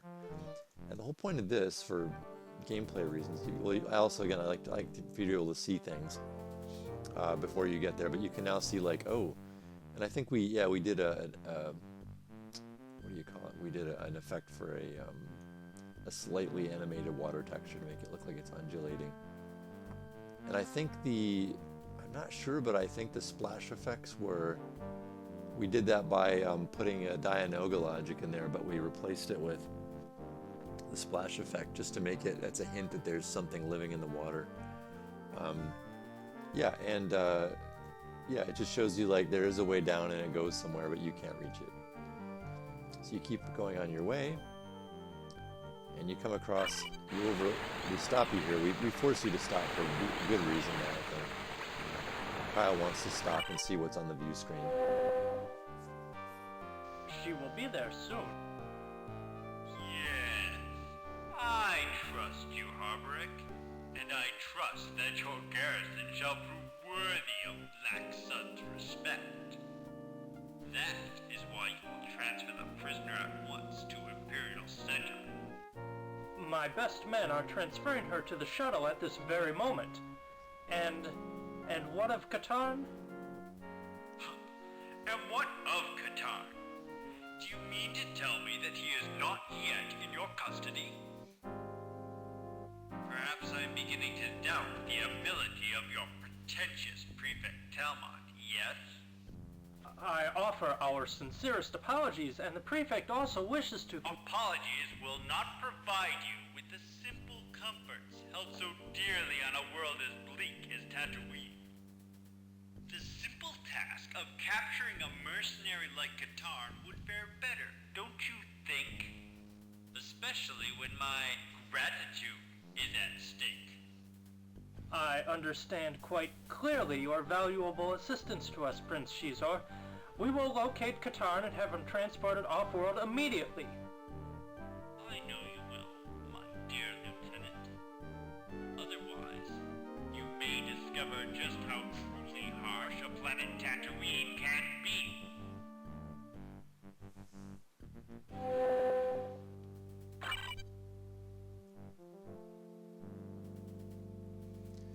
Yeah, so that was more in-game storytelling. Matt Halloran did the voice of Prince Shizor there. It shows you how corrupt this place really is. Like they're just in league with like the criminal underworld of Black Sun. So that was part of the story we wanted to tell. We wanted to hint that there were machinations going on that you only knew at the surface level. And now we find the water here. So this, before I jump in, there's a bit of issues with this I'm going to bring up. One is, I think like So you jump in here and you go underwater. That's the exotic, cool moment of the aquarium that was so much fun to work on. But also, like, there's a bit of a logic issue here, right? One is, why doesn't Katarn, why doesn't he just jump? Like, why doesn't he swim across to like the stairs there, right? And just climb out of the water. And there's two reasons. One, he can't get into he can't get into Talmont's quarters. Like, so I guess he knows. The weird thing is he knows that even if he climbs to that door, he can't open the door to get into Talmont's quarters. But we can't see that from here. This point of view is a little weird. Yeah. So he ends up, when he's underwater, he ends up like finding these kind of control panels that release the locks on Talmont's quarters door. So this is one of those things where the order of objectives is a little weird. We have you drop right in the water, and then the second time through, once you release the locks, you don't drop through the water. You actually swim it through the top of the water. So it's a little weird because it's like saying, well, you dove underwater the first time. Yeah, maybe that's true. Maybe Katarn cannot swim as a mercenary with all his gear. But it makes it seem like, well, he jumped underwater on purpose because he knew he had to get down there and release the locks. But how did he know the locks were here? That's another one of those things where with a little bit of work in the objective, constructing the objectives, communicating them to the player, he could say like, it's rumored Talmont has a private aquarium. That's how corrupt he is. Like, there might be a way to find, a way to access his quarters through there. Like, who knows, It's one of those things, but there definitely could have been a better way about this. I feel like players here were just sort of like, they were forced to just deal with things as they encountered them. So, again, partly a bit of a hamstringing of the way the objective system works in this game, but also, yeah. Also, I think I could have done a better job with that. So we're underwater. He immediately starts losing health after a few seconds. Well, actually, I won't lose health now because I have the invincibility cheat on. But I think what would have made more sense here is if, when you jumped in, there's a lot of ways this could have happened. Like right here, we replaced the gas mask with the aquata breather, which means you can breathe underwater. Also, when you move around here, we made it like an ice floor, so you move really slowly, which is kind of cool. Then later, I think beta testers said it was too hard to move around, and in fact, sometimes you'd actually get stuck, which was a bug. But then we decided to put swim fins in, which are basically replacing the ice cleats, so now you can move around really quickly and dexterously, right? So yeah, this is pretty fun how we made this. The first trick for me was, well, we had to put water on the ceiling. We had to make all the textures on the walls look like they were underwater. So we made them look like the textures we saw above the water, but in this case we animated like an undulating kind of light effect on all the textures you see. So it made everything look wavery. And yeah, it looks like there's kind of I forget what that, if anyone can remember the effect of water reflecting on surfaces. It has that look, so that's what we tried to do on the floor of the tank. And then we made a lot of I think Matt made a lot of the custom assets in here. I think I worked on the textures, and Matt did all of the sprite, the placeable sprites, like the coral. He did all those. He also made all these 3D fish, which are using the mousebot logic. And the funny thing is, like, they're all at different heights because the 3DOs were built like with an offset origin point. So they're all actually on traveling the same plane through the level. But they're all at different heights because the 3D objects are actually built differently at different heights, yeah. So yeah, I think a different way I might do this was I might give Kyle the aquata breather, maybe like actually right at the edge before you drop down, like kind of acting like someone was recently here doing some work in the pool and they used an aquata breather. Maybe the swim fins too, I don't know. Maybe not. But then once you have them, I'm going to put the aquata breather on so we stop hearing that. I'm sorry. Where is it? Is it F3? F5? There we go. Okay. Yep.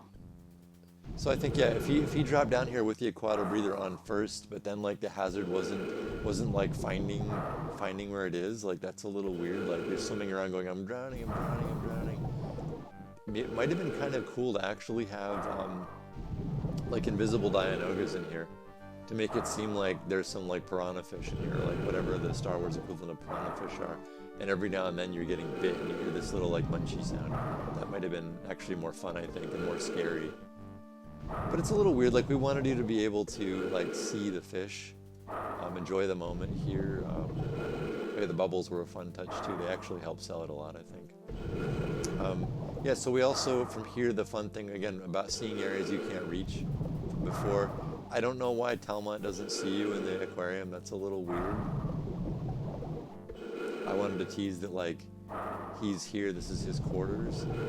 And someone had mentioned, I think, at some point that his quarters are a little sparse. I think that's true. I think maybe I could have done a bit of a better job, like, making this seem like he lives here. Like, maybe put a bar on the wall, maybe like a couch, I don't know. Something a little more interesting. This seems more like a ceremonial chamber.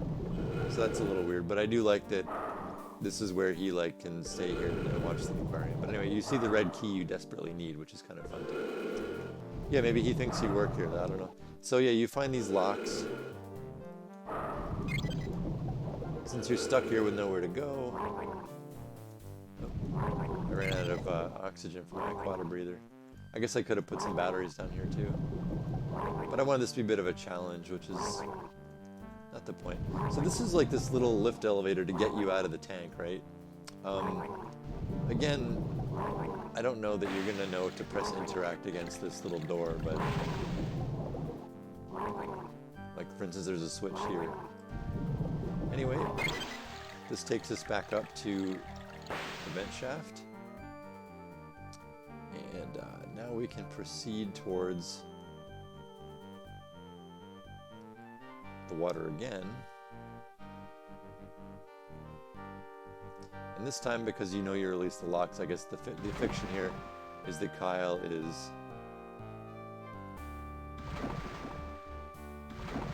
Yeah, you just hear splash noises, and that's the sound of... Like, see, that's a little weird, because now the fish are biting you. It's a little odd. Yeah, I feel like, I don't know why they're not biting you when you're down in the pit. It's a little strange. Anyway, maybe they're more aggravated when you're not down there with them. Who knows? So anyway, yeah, we've released the locks to this door.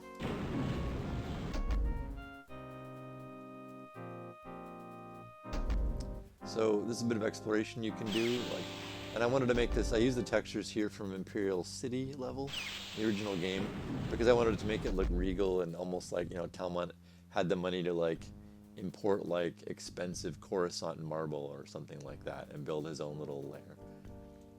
That was the fiction anyway. Yes, you get to see the view screen where Shizor was. It's not really clear where, well, I guess the fiction here is that the officer who was talking to him, Harboric, I think his name was, went here and left. So now we can actually leave if we want to. Or we can go and grab the key. And a little ode to the Emperor in case a high-ranking visitor ever arrives.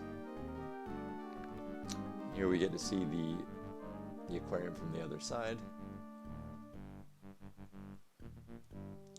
And again, Talmont does that because he steals and he spends it on expensive things. So we have our red key, so we have all of our keys, and we know that now is the time to get Jan out of here. If we go to our objective screen. Oh, look at that. The eliminate speeder bike patrols didn't even get completed. That's right. That bug was that bad. It didn't actually even register as beating them. So anyway, we know free jam from detention area is there. I wonder if that means we have to... Oof. Yeah, I might have to, like, do something different to make the level complete. I didn't realize it did not actually complete the objective. I just thought it didn't run the INF in that last section. Okay. Interesting.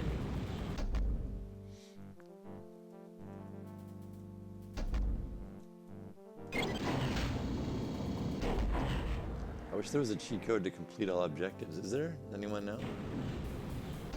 If there is, you can type it in the chat. So yeah, now you take the elevator up, and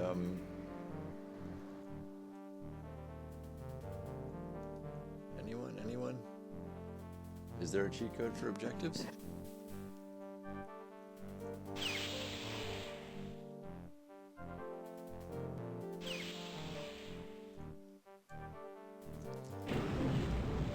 So here we're backtracking through the original corridor that takes us up to the nexus again of the Imperial Garrison.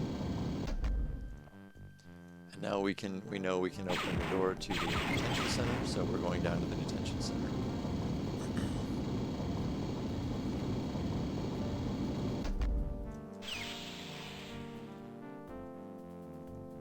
Okay, so here's our red key door.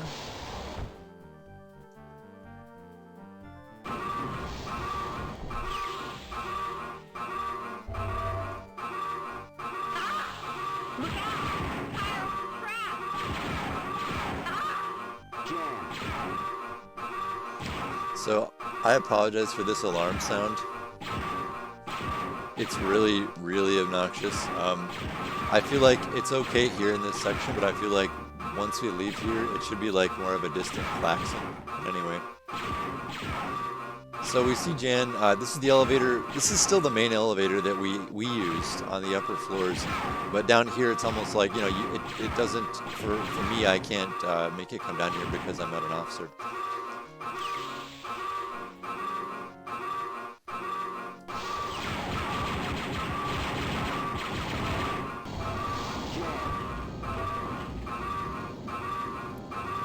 So here we were denied stopping the Imperials from taking Jan. We see them escape in the main lift. So this is kind of the whole reason for the second lift, is it's so that it allows them to get away, and allows us to follow them. So now we know where they're taking Jan. And I think you actually, this is a little weird, but I think you have to pull this twice, which isn't the best scripting. I don't know if that's on my part or there's a reason for it, but it has to stop at each floor. So for some reason I made it go all the way to the top floor. I think I was just thinking too much about continuity there. So yeah, again, it's still going, that alarm. Wow. I mean, maybe it makes people feel stressed out. I'm hoping it does, but it also is kind of annoying. So we get here, it finally stops. And our ears are ringing. But yeah, I would make it more of like a whir, or like a distant klaxon, not so like in your face or in your ears. So we're up here. Whether we came here or not, we might have to fight these guys if we didn't before. We can check out both doors. I think that might have been cool if I did this differently. Might have been something like when the platform was in use, like these lights could be on, I would switch the textures and the lighting values so that like when you came out you saw that dark down there and you saw this like brightly lit. That might be kind of cool. But it works as well. Run where you are, Catan. I'm afraid it's time for a little journey. Lieutenant, prepare Mr. Catan's personal shuttle.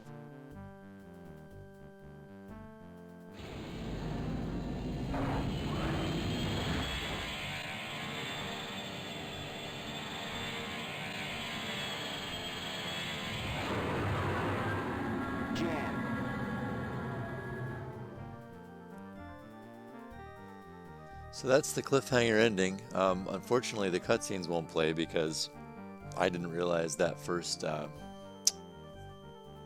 yeah, the first objective didn't actually complete. But yeah, so this is the cliffhanger ending. Kyle's captured by a lot of Imperials.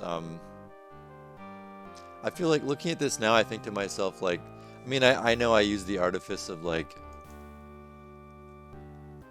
what do you call it? Making it so you can't leave and you can't shoot these guys. Well, you can, but they don't die, which is a little weird. Yeah, I'll try LA skip at the end. You're right. Let me try that. Yeah, so here, I feel like this could have been taken one step further, maybe. Like maybe if I had something really powerful hovering, like maybe a TIE fighter or something like that hovering. Yeah, this is the effect I was talking about, Benito. Yeah, that whole, like, Matt did all that great work with the Imperial shuttle leaving, including like it taking off, the sound effects, the wings moving, and also I thought it was cool how he actually cycled the textures to make it look like the engines fired up on the back of it. That was a pretty cool effect. Yeah, and then as it flies away into the distance, it shrinks. And the cool thing is, like, if the player can't get close enough to the 3DO, you play with their sense of space and they can't tell it didn't fly far away, right? So that was like a much better view animation of the 3DO than the Outrider leaving was. And the Outrider leaving was actually one from the original game. I forget, we borrowed one from the original game for that. In the original game also, you can't look straight up, so it works better there as well. But here, yeah, I think to sell the idea of this being more like a no-win situation, I might have like a couple TIE fighters hovering there with their engines like running to make it look like you are not going anywhere. Like, also, if I could actually script it so you can't shoot, I would do that. But that's just the benefits or rather the drawbacks of the engine. So let's try LA skip. Let's see if that does it.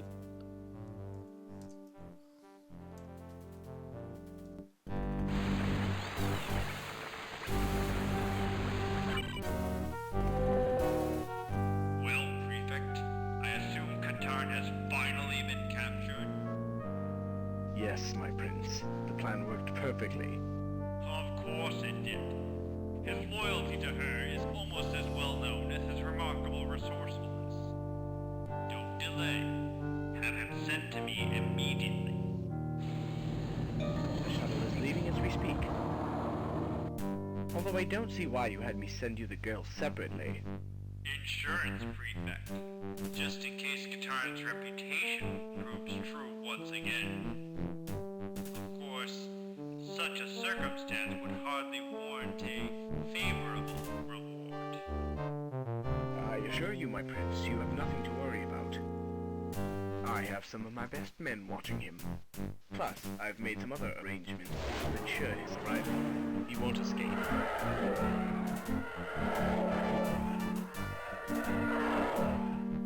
Shuttle Flight 2, this is Zeta 1 and Zeta Flight. We'll be giving you an escort to the jump point, just like the last one.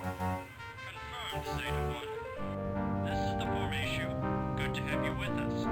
Setting a course for escort formation. My copy for my 2. Now taking point.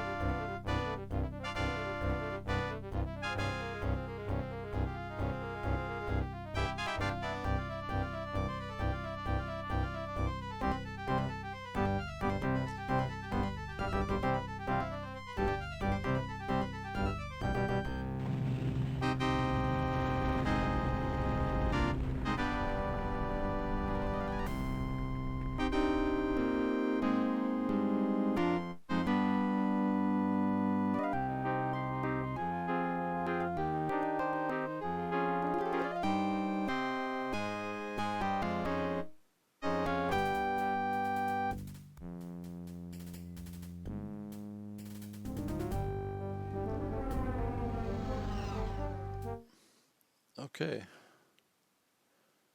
So that is the Dark Tide 2. Yeah, and as you can see, there's a lot of people in the credits there. Um, and that's what I mean by maximizing use of the community assets. Like um, we really tried to what do you call it? We really tried to make our as much use as we could out of all the assets the community had, and that just shows you how many people were in the community at the time building all that stuff. Also, for the end credits there, I noticed yeah, Matt's Dark Tide theme actually played in the end cutscenes, which is interesting. Um, but also, I was trying to think what else we did there. I don't know if you guys can tell. We had we had some amongst the voice acting. We had some pretty good ones in there. I think I like how Matt did a good job with Shizor. I liked how he read those lines, and I think uh, the the actor we got to play, and these are amateur actors, they're people in the community who did the voices, but the guy we had do Prefect Talmont, I thought he did a great job as well. I don't know if you can tell the actor whose likeness is used as Prefect Talmont. It's David Warner. I don't know if you guys are familiar with him. He's been in a lot of great science fiction and horror stuff that I liked, including like Star Trek Six, and he was in was it The Omen, I think.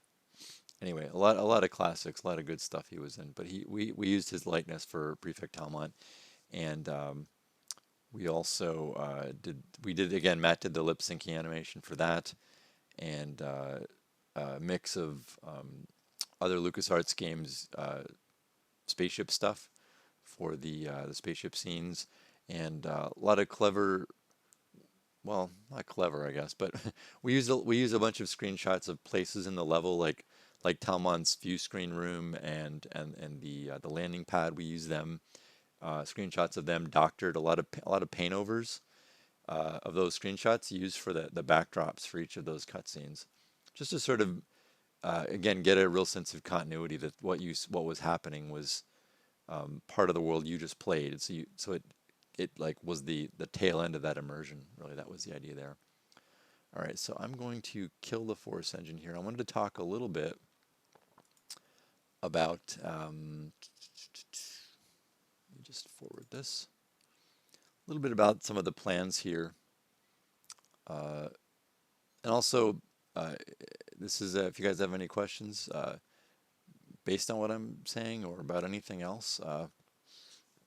About level design or about the level, please feel free to ask.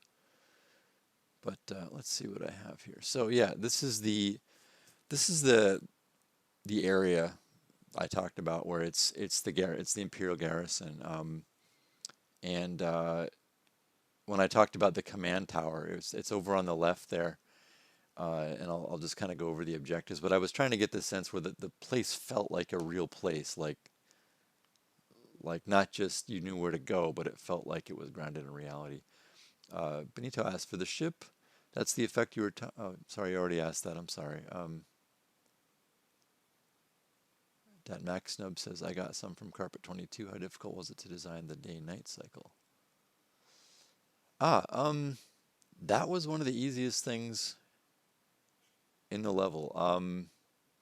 I think it was just a matter of like determining all the outdoor areas, like because this is called like it's like sector-based geometry. That's not the proper name for it, but it's that 2.5D kind of stuff.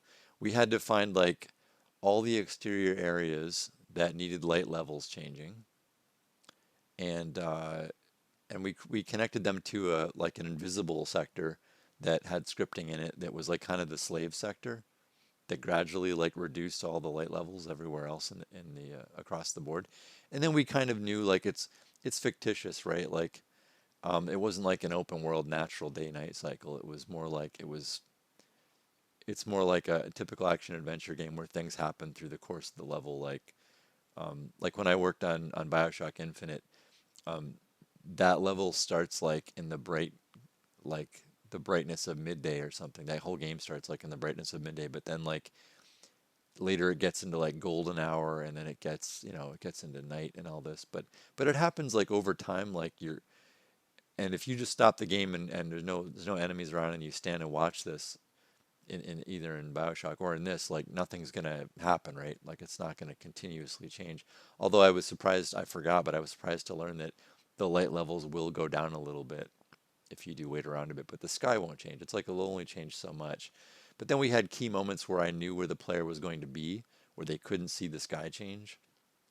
And I knew they'd played about enough of the level where I'd say, okay, all the exterior sectors, change your skybox texture to the next one that looks a little darker, that has the sunset low or whatever. And that's kind of how that worked. Um, yeah, so this is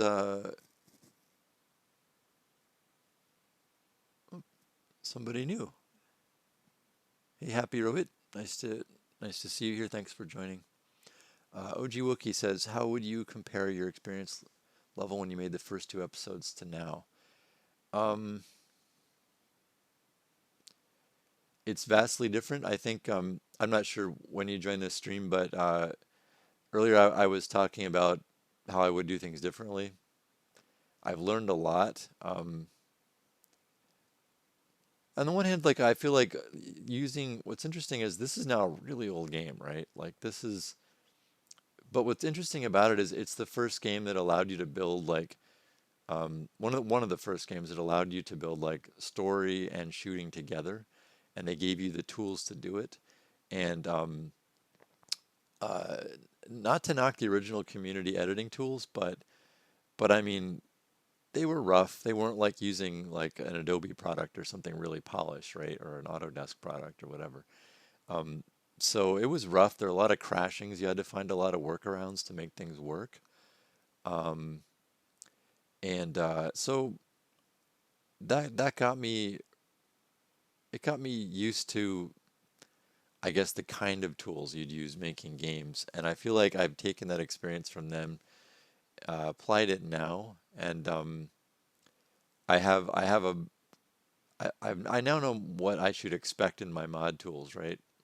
Or not just my mod tools, but any tools I would use to make a game. I now know what should be there to make it fully functional, make it a good user experience for the level designer, um, so that they're not hamstrung in making good player experiences, right?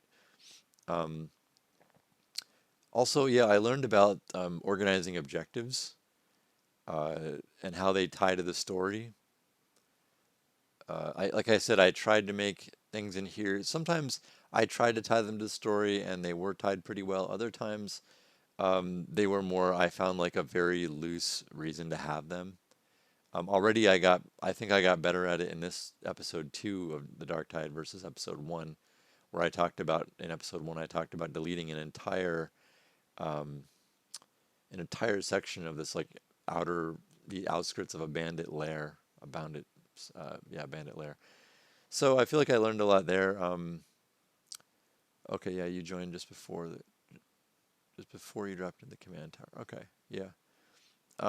So yeah, like I'll show you a little bit here when I talk as well, if you want to know like how my experience is different. I'm now gonna like completely dissect and come down hard on this level and things that I think could have been much better. Uh, Benito says something I was wondering. You said that these days AAA games are more hand-holding the player than before. Does that limit your level design more than back in the day? Your level here was not confusing to follow, even without flashing objectives. Um, I mean, that's an interesting question because again, it comes back around to when you try to consider who your audience is, right?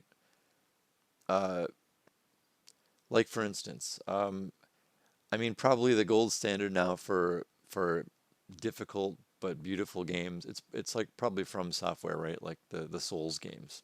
Okay, and I res like just for the record, those games I really respect them and I think they're gorgeous, but I just don't have the attention span anymore to put myself through that kind of misery, like or difficulty of like having to play the same thing over and over again, right? because frequently in those games, one of the loops, if I recall correctly, is uh, learning through dying, right? You'll learn through dying. You'll have the same fight over and over again, if I remember about what I remember about the Souls game, and your all your gear will be dropped by the thing that killed you. And I get it. I get what they're doing. There's a certain kind of logic to that, but it's not a certain kind of logic that works for everybody. It works for enough people clearly, and that's all that matters, right? Is your budget gonna find enough of an audience to be compensated with in sales, right? So back to your question. Sorry, does that limit your level design? It depends on the game, but for the kind of games I've worked on, the answer is probably yes. They were very mainstream. Mainstream means you'll get a much more casual gamer as well as a hardcore gamer, right? Um, like on Gotham Knights, we had that was considered like a broad appeal game, right? Because it was like superheroes beating up bad guys. Like the core gameplay of that loop was like building your own superhero kind of from the ground up, developing them, living that fantasy of becoming a fully formed superhero.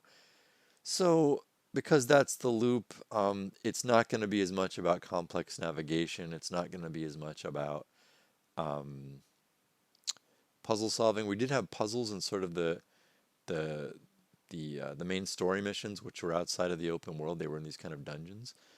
Um, So yeah, there were some times where I would have wanted to, in some of my levels, where I had things where the player had to find their way in, and I thought to myself, it wasn't that hard to find.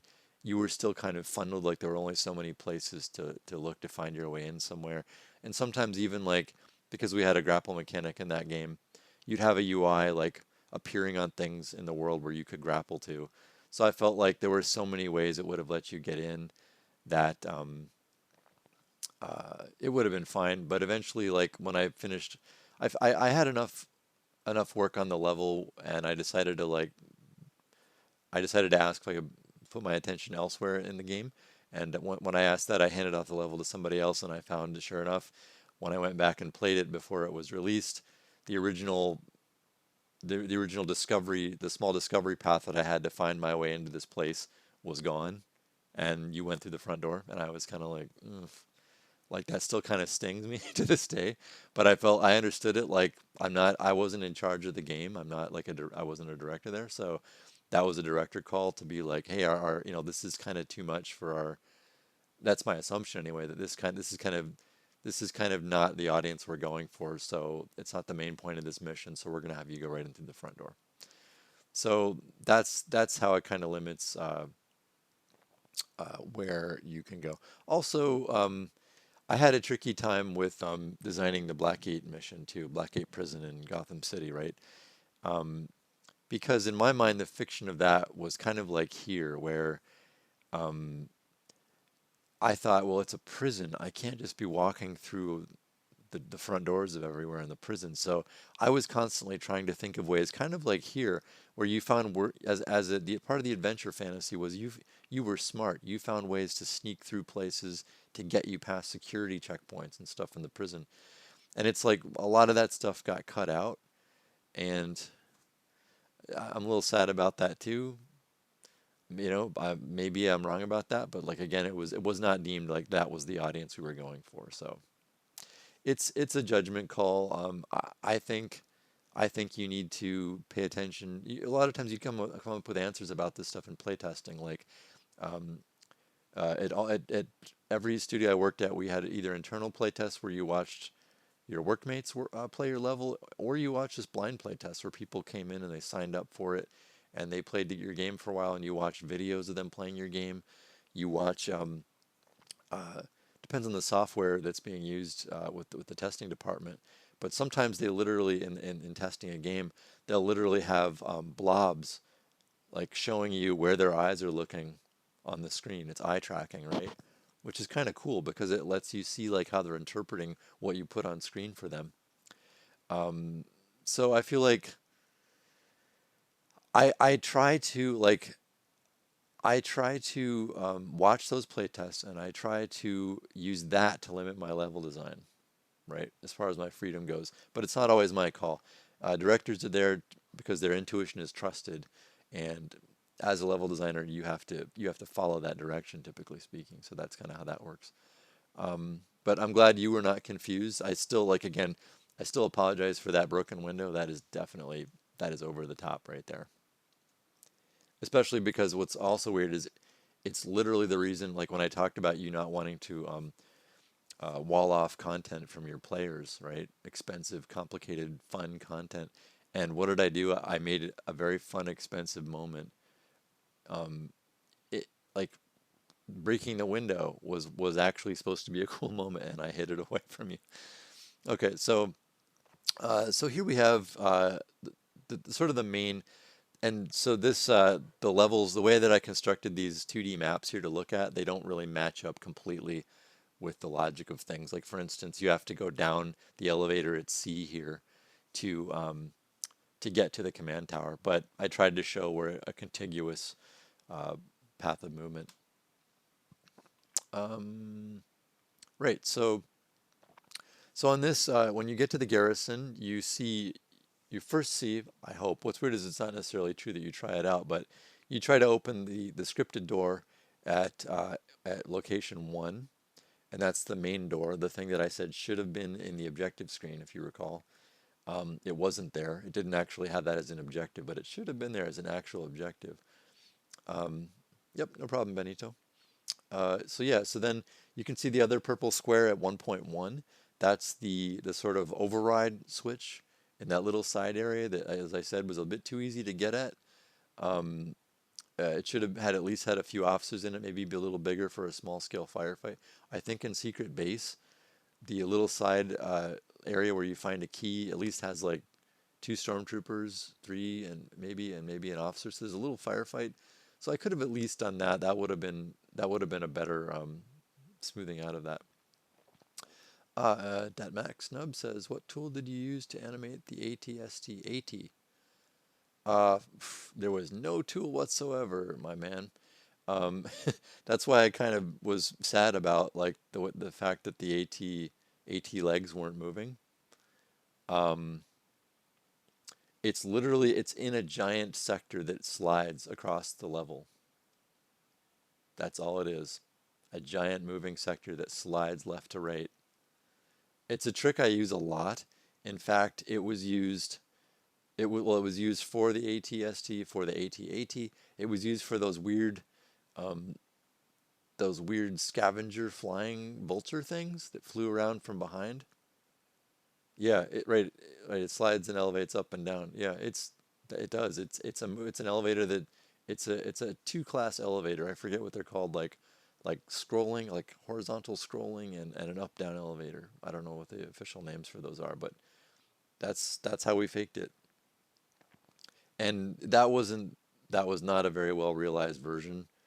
But we were saying, hey, well, we'll take the hit because you're gonna get to go inside of it, and it's fully textured and it's pretty. So, was the water section always planned? No, I don't think it was. I think that came around later. I think something sparked my imagination in like the tech we had. Um,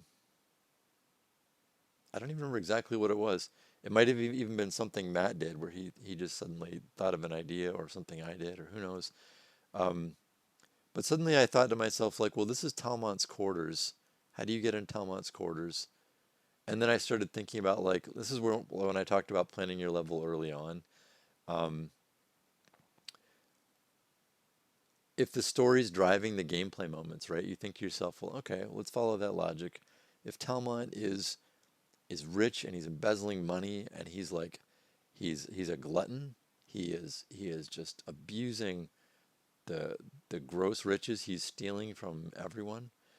What would he do? He'd build the swankiest pad ever, and that swanky pad would have a huge zoo-sized aquarium in it on the driest planet ever. Like, so I thought to myself, that would be cool. And then, yeah, so those two ideas came along together, really.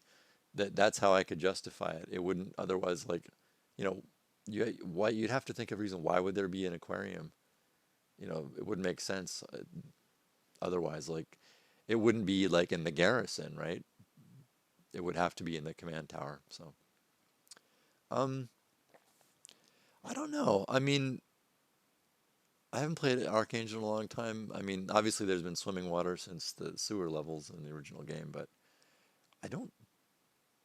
There might have been, yeah, there might have been something. Yeah, now that I think of it, there might have been something where you're underwater, and yeah, the easiest implementation you can do is have the player drop through using that sector where you.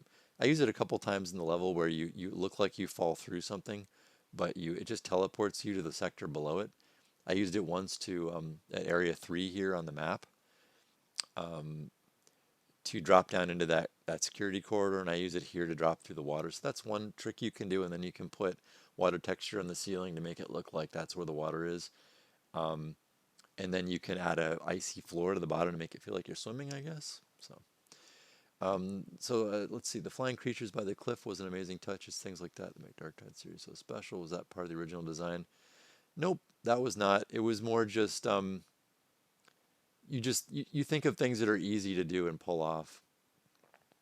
Um, that was an easy thing to do. I just had to make a little wax that looked like its wings were moving, and it was kind of similar to in the Dark Tide one when you sneak around a cliff and you see the TIE interceptors fly by across the vista.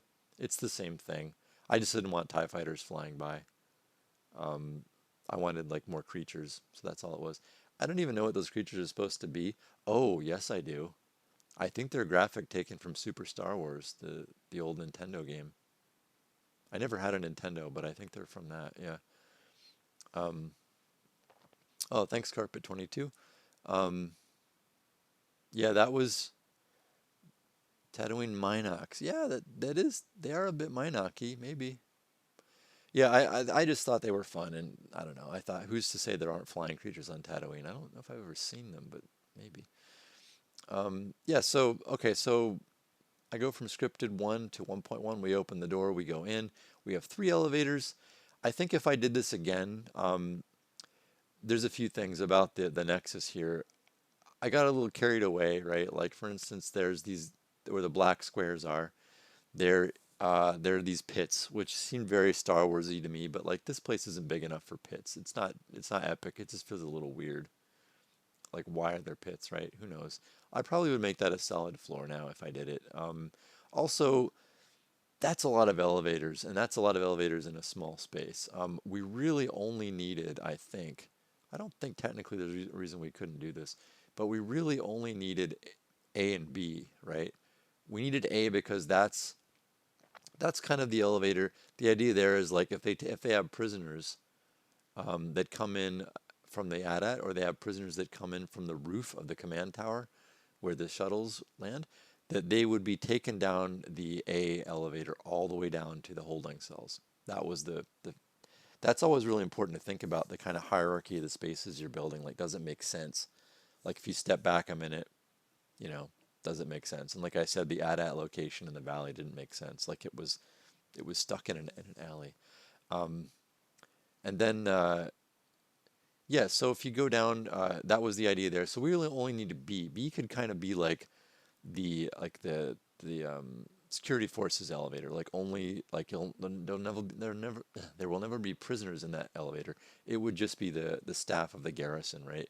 Which means C and D are kind of superfluous. It means B could actually be um, it could easily be, well, not easily. Yeah, no, it could be. I was gonna say it could go down one floor and you could reach the area off of D, which is the dewback pens. You could reach the command tower, or you could reach the detention center. But I think what you could do differently there is you can make B an elevator that goes down, and then it has one floor, which allows you to go to C or D's locations, right? And then you go down one more floor, and then you can go to the detention center. I think you didn't need the elevators on the sides. That was a little much. So yeah, that's how that works. Okay, another question about the breaking glass. Archangel 3 was supposed to have something similar. Oh wow, okay, Lionel's working on Archangel 3 again. Sweet. Which means we'll get the Black Whirlwind weapon again. Also fun. Which, spoiler alert, I borrowed that for as another fan favorite in the Dark Tide 3. Okay, so yeah, so that's so from there you go to, let's see. Yeah, you go, let's see if I can forward this here. Right, so this is the sort of upper deck of the garrison. We have here, we can see that you ride up on the elevator at A, you pull the switch on the floor, and it calls in the AT-AT, which arrives there, and that's where you get the blue key to open the blue key door, which gives you access to the sort of back territory of the garrison on the cliff's edge. If I go back here, that enables you to go through at 2. You have one small fight against a trooper there, which is weird because like I said, the trooper's kind of on the wrong side of that door. He probably should have been near 1.1. But then you sneak around the cliff's edge, and you get to 3 where it's the breakable wall for some reason. Again, I think that was, I don't really dig that. I think I would have made something like, yeah, like just an open hatch or something that was open to the air. Like honestly, I feel like there's already a security door at 2. I don't think we needed to blow something up at 3 to get in, especially because explosives are not a commonly found thing in this level. They're very rare. So you drop into the security corridor and you go through that floor there of the command tower. That's the breaking glass at 4, as I said. I think definitely that should have been like alluded to or hinted at that you could break through that. And then you sneak into the roof of the elevator E. You can't open that door, the purple door, yet because you haven't used the elevator from below. So yeah, this is the aquarium. Yeah, so I think like I said when we were playing it, hopefully I won't belabor this too much, but you come in through the elevator's roof at E. You're forced to go counterclockwise around this vent. There's a little elevator there to come back up from below at the yellow square at the bottom of that loop. You see Prince Shizor there at 5. These are kind of the beats, right? Like this is when I bring this up, what I should be saying is this is the kind of stuff you should plan out before you start building the level, at least to some extent, at least in a loose form. Obviously, these are taken from like actual screenshots of the game in the editor. Well, actually in WDFuse 3.0. So, but if you can plan this out at least at a high level, you'll know what you're building for. Because one of the things I think about when I play this level is it feels a little bit small to me at times. Like a little bit tight, like everything needs to be like 20% bigger. Not everything, but a lot of stuff. Like I crammed things into little spaces. But I feel like it's sort of like for a couple reasons though. One, like the way that I presented the screens in these images are I'm trying to show the sort of outer bounds of the garrison and the command tower. So I wanted to maintain that reality. I I tried to make sure the level like all fit, right? That it all fit and made sense. Which I mean, obviously, what there is a bit of a need for that now that I say that out loud because in Dark Forces you can actually bring up a vector drawn map of the level you're playing. So it does have to make sense or it's going to be really obvious.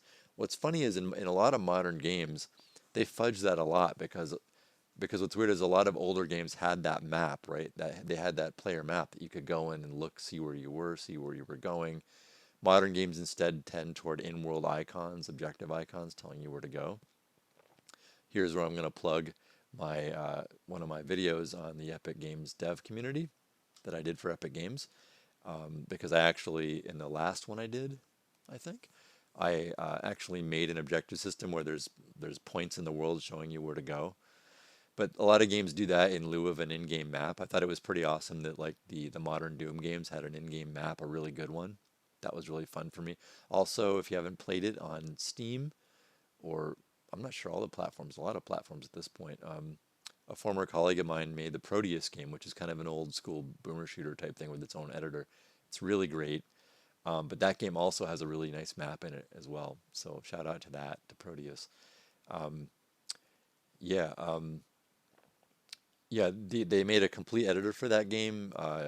he had a tools guy make it in Unity. It's really sweet. It's really, I had a look at it. It's really clean. If you get a chance, check that out. They have a whole mapping community for that game. That game is you know, it's heavily Doom inspired, right? There's like evil things attacking you everywhere. Yeah. Oh yeah. I supported Proteus as well. Yeah, I worked with in the mod community. We knew each other before we were in games. Actually, he goes by the name General Vivi. I actually knew him from Mapcore. If you guys ever have checked out Mapcore before, it's been around for ages. It's where I got my start checking out Mapcore. Although it was kind of weird because I was never aligned with them because their community was heavily invested in source-based games, right? Like they did CS:GO maps, TF2 maps, probably Half-Life 2 stuff, all that. And General Vivi he was really into Source 2 stuff. Or Source, I forget. Is it Source or Source 2? It's Source 2 now, right? Source was Half-Life 2. Anyway, he was heavily into that. We both got jobs around like within a year of each other early on in the industry. Lucky him though, he started like right out of high school. I spent many years trying to figure out that I should do games. But yeah, then eventually we worked together on BioShock Infinite. That's where we actually met each other in person years later. Kind of cool story. Um, yeah, that's right. Okay, so yeah, so that's anyway. I got off topic there, but what was I talking about before that? Um, Editing tools, mapping. Okay, maps. Got it. That took a little work, but we're back. All right. Yeah. So when you have an in-game map to reference while you're playing the game, your spaces have to make more sense, right? Um, but yeah, it's interesting because I think your work's harder when your spaces have to make sense. Um, like in Gotham Knights, there's no way to check like when you go into like the so-called dungeons that you do access from a point in the main world. Even there's even some missions in like probably like the Fallout games and Skyrim where you go into a dungeon out of the open world, right? And you don't know that that space you entered wouldn't really fit in the open world. It kind of seems like it does, but you don't really know. And often I bet they didn't care about it. It probably didn't really matter. But it's harder when you're building things like this. I think it's a good practice too, though, to think about your stuff holistically, though, as interiors and exteriors, the whole architecture of the space and how they make sense. Um, it's more challenging, but I think like what it meant here is I had two problems I was trying to solve. One, as I said before, considering the player vantage point when you present them with a new place to enter or a new challenge to meet is important. It needs to describe what's in front of them. It needs to describe the navigational challenges, maybe the threats, things like that. And I like my reveal. Just that little ledge just to the left of the head of the AT-AT in this picture here. That's your three-quarter view of the garrison building, the exterior of the garrison building. So it was built to a scale that you could see the whole building, right? Which is tricky. For instance, in Secret Base in the original game, you can't see the whole building. You get a sense that it's really big, and it makes sense. You walk all the way around it, but you never get a picture of the whole building, which is kind of a bummer. It's technically, I'm sure they had technical reasons, like you build sectors too big with too many, looking across too many adjoined sectors, you get this Hall of Mirrors effect. So they probably couldn't show you the whole building anyway, but I was trying to do my best to make that possible, right? But it also meant the building had to be smaller for me to do that. So that kind of hamstred me a little bit. I could only make the interior so big because I had to fit in the exterior. So it's not too bad, but I think that I could have made it a little, maybe a little better in the interiors. Like I said, definitely didn't need the pits. Okay, so, right, so, okay, so it's 6. We drop down in the water. I talked before about the order of the objectives there. Like, first you go under the water. We force you to go under the water. Like, you can't even check the door you're supposed to open. It's a little weird. It's almost like a better way to do this would have been to not ride the roof of the elevator down, but actually drop into the elevator maybe. And then when you get down in, yeah, this is where it's tricky. If you took the elevator down in the first place, right? Then you got out, then you have options, right? Like, then you could check the door and we could say, oh, it's locked. But still, like I said, we didn't give you a way of knowing that there's like an override for the locks under the water. Like we didn't tell you that, right? So it's again that whole area would need a rethink. I'm not going to try to solve it on the fly. Every time I think I have a solution, I think, no, you can't do that. No, you can't do that either. There's also technical challenges about like when you drop in the water, when we make you swim. It's not bad as it is, and people have fun with it. They eventually find their way out. It's okay. Um, yeah, but I think like with some more planning, it could have been even better and smoother, and you could have felt more connected to it. Also, I feel like when I talked about vantage points of seeing things, um, like I love the vantage point of the of seeing the garrison for the first time, but I don't love the vantage point of seeing like where you drop into the water. That was rough. Yeah, it was never easy to move in DOS or in Mac OS, honestly. The swimming. What's weird is the swimming, for some reason, I feel like when they made that swimming movement mode for the main game, they knew its limitations and somehow they built areas in ways that suited that movement, right? Um, yeah, and I feel like we used it in this tight little space, and there were times you would literally like get stuck, and you'd be like, you'd have to push forward, and you were moving at like 0.00001 of your movement speed, and you'd have to push in one direction till it finally like let you speed up again after like 30 seconds. Meanwhile, your batteries are draining. So again, that's another thing I would do differently. I would make it so that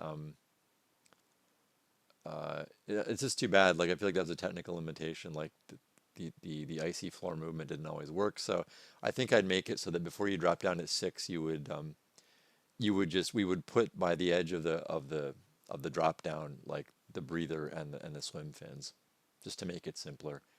Because it's like it was. I thought the movement was cool that like you felt like you were underwater moving that way, but obviously if there's a bug, it's not worth it, right? Because the bug happened enough too. It wasn't like rare. It happened a fair amount.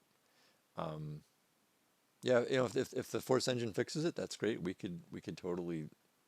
I would probably keep designing things that way then. All right, so yeah, we get down through the main door here. Yeah, we see the red key through the aquarium. We go back up. I have arrows to show like where you enter the water from up the upper arrow and you exit from the lower. You go back up, you circle back around. You drop again down by 6. This time when you drop down, you swim and you go through the door across that little gangplank. And then you can go down the stairs that are kind of at like, say, the north part of this image. And then you go down, you grab the red key. Talmon's no longer there. He ran away. I guess maybe the idea is maybe he did see you and he ran away. Why he didn't pull an alarm, I don't know. Maybe he was trying to lure you to the trap. I don't know if to be honest, I don't know what my thinking was there, other than he ran away. I don't know if he was trying to lure you somewhere, but it is possible. At least it makes sense that he would.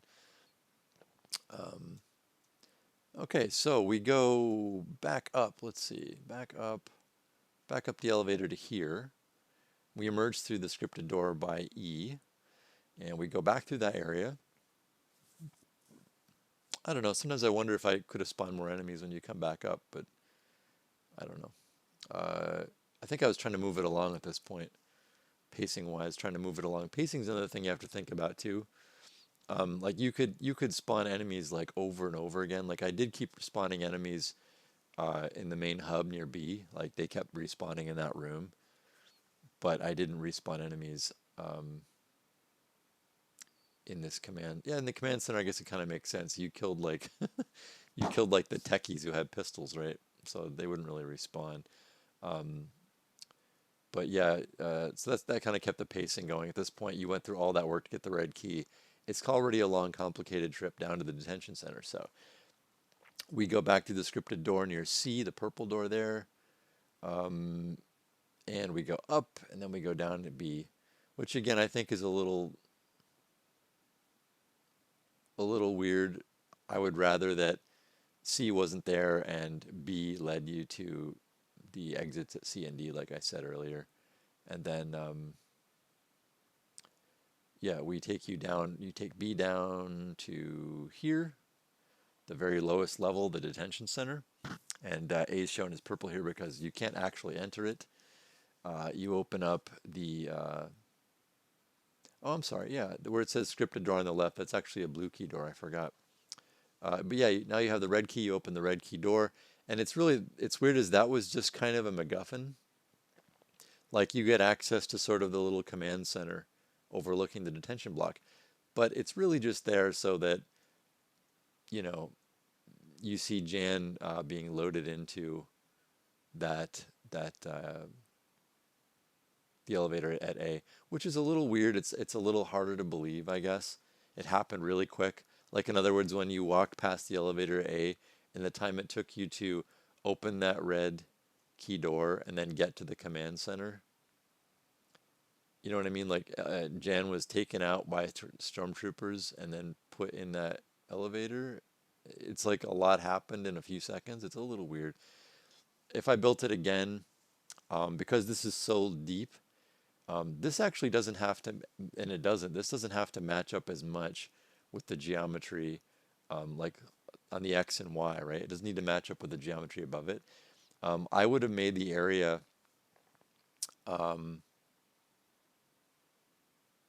actually, here's an idea. Yes, here's what I would do. I would have, like, even though it was kind of cool to allow the purple door here to be opened by the blue key, I would have made this so that that was the red key door, right? It opened everything. And then I would have made like the red key door just like you couldn't open it at all. It was just a locked door. But then there was another access door at the end of that detention block that led you all the way back around all those cells that eventually led you to that little command center.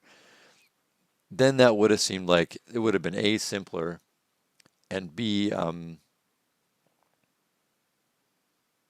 yeah, it would have been simpler, and then it also would have made more sense. Like it took a long time to go all the way around to get to that command center, and then like by the time you saw Jan, it would have seemed like, okay, I get it.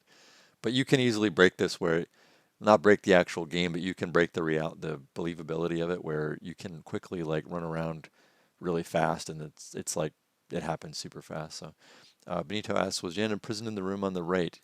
I think I remember it was open when you went back, but you didn't went in. No, it was locked, actually. I know, yeah, I know which one. You mean the room opposite the purple door. Yes, that room was actually locked. There's a little screen right next to it that shows like she's in that room, and you're never supposed to be able to open it. But the idea was that I think the idea here, okay, that was the idea. It ends up not mattering, but the idea was that by going through the red door and accessing that little security area, uh, sort of command room, I don't know what you're going to call that. That's where the switch is that would open that door. Um, oh, I see what you're saying. I'm sorry. Yeah, it was open. Yes, it was open after I went through the red key door. That's true. Yeah, because the fiction there again was that like they opened it and they let her out and put her in the elevator A. But yeah, it's again, it happens way too fast. The player needs like a little more time for it to happen after they pass near the elevator A, but it happens too fast. So okay, yeah, so she gets you run out past the red door again after you see her in the elevator. We slam it shut. There's a little sector, a little trigger there that makes it slam shut. So you can't get to her, so you're forced to go back up through B. So you hop in B and you shoot the switch to go up to here. And now you're forced to switch elevators, so you go over to A. And the idea here is that they've already unloaded her off of A to the shuttle that's waiting. And let's see, now you go up A, and you go up again to the top floor, which I actually didn't represent in these images because it's pretty simple. So yeah, you go up all the way to the top floor, and you run across the roof, and you run to the landing pad, and you see the shuttle fly away with Jan in it. And then the Empire captures you at that point. So yeah, so that is the rundown on the whole level, and I think those are most of my thoughts on how I do it differently. Yeah, I think I covered everything. I think at this point, if I say anything, I'm probably going to be repeating myself a little bit. But yeah, so I guess now, if there's any other questions you guys want to ask, we can spend a little time asking questions.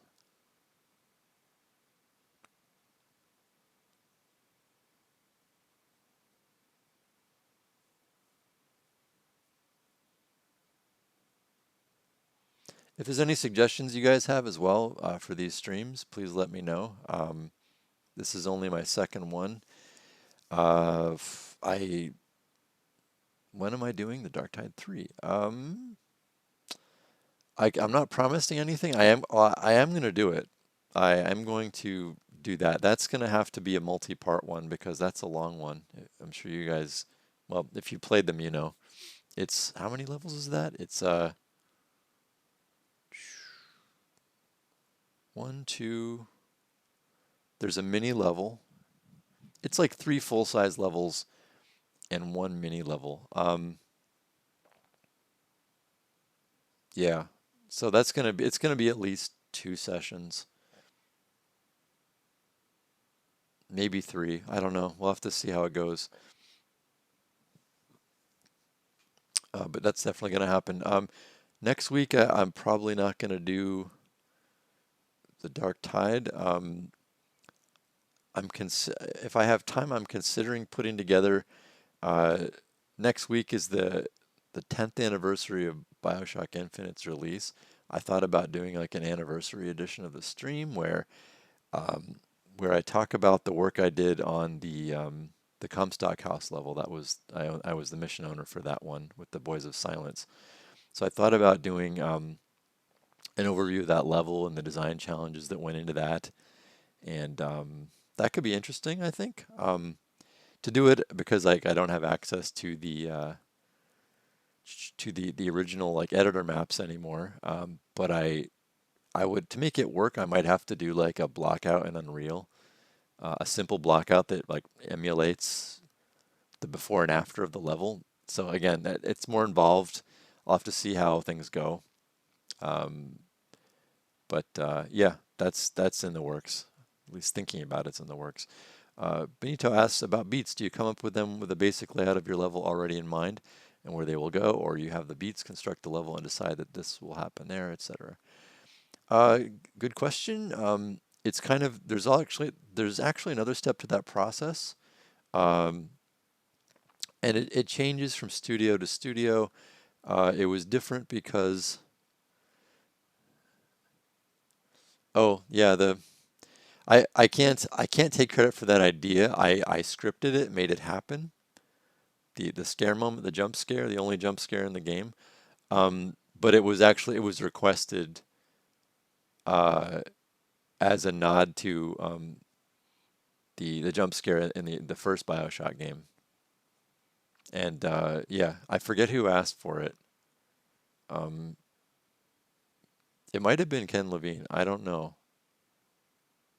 A lot of times the level designers for that game would get we get direction from Ken that would kind of be broadcast to us through like our lead level designer, that kind of thing. And I remember at one point the lead level designer came to me and requested. They said they want this in the level. I think he said Ken wants it, but I don't know. Anyway, yeah. So back to the question. Yeah, it depends on the studio, but how much things are planned. Oftentimes, the creative director, uh, they'll have an outline for the story of the whole game that you're playing, right? And it's a high level direction. If you think of like, for instance, this is an episode. Say this was a freestanding game. The Dark Tide 2 is an episode in the freestanding game. It's part of a whole arc that takes place from episode 1 to what was supposed to be episode 5. In Gotham Knights, there was what we called the mystery, the main mystery of the game, and there was an arc to that. And so you're given kind of a, well, at Warner Brothers here, they called it a blueprint of the story. It's very high level. It only has like very simple things like then the hero goes here, then the hero goes there, and they find this. But like if I were to tell a blueprint of the Dark Tide, right, it would be like the blueprint of the story is uh, it starts off with a text crawl like Kyle's going to warn Luke Skywalker on Tatooine, and then he's shot down by Imperial troops, and he starts off on a whole nother adventure, and then their stuff's damaged in the crash, and he has to find a way to find a way off planet, to find a way to either repair the ship or call for help. Like the very higher level things. And during this time, he finds the help in a Jawa sandcrawler, and along the way fights with Tusken Raiders and bandits and Jawas and everything. So like that's the and the high level arc is like it turns out they were shot down at the behest of this guy because Prince Shizor, because he's helping another guy named Lord Viserys. And, so you're given this really high level story, but then you flesh out all the moment to moment things. And so, yeah, so um, that's kind of how it works. Then you think about to yourself like, all right, how does this story play out? And you think about, you fill in the gaps in the story if you're lucky. It depends, right? Some studios, it's more dictated to you.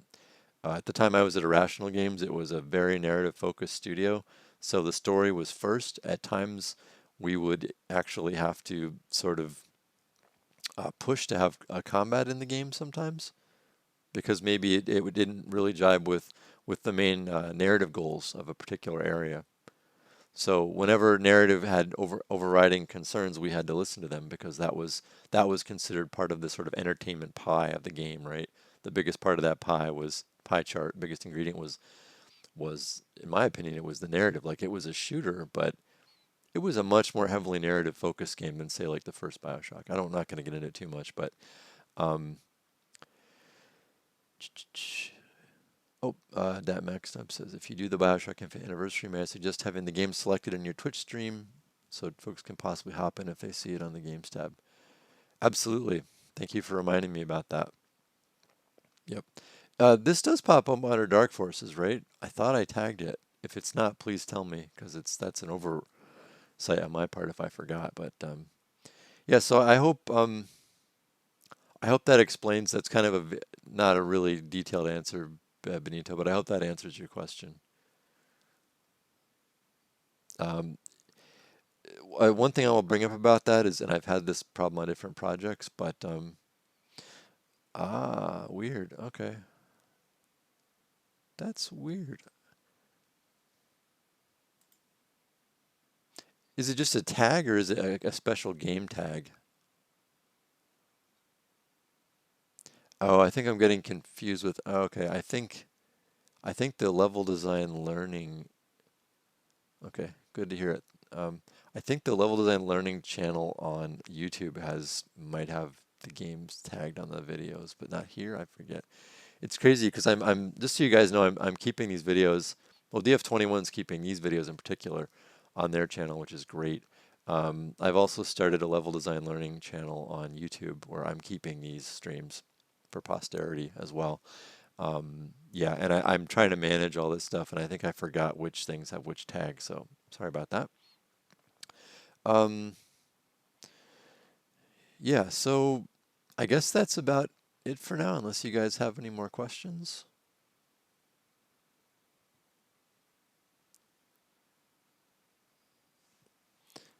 Yeah, so I wonder if I add.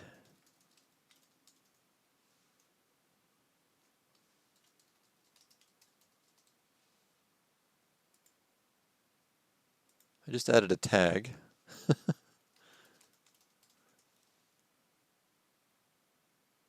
I don't know. Anyway, we'll see if that works. Okay, so I guess we'll call it a day then. These streams usually do run pretty long. I usually budget 2 hours, but I don't seem to be able to keep 2 hours in for them. But I'm glad you guys showed up, and I will be back again with another stream soon. So thanks very much, and have a good rest of your day. Bye now.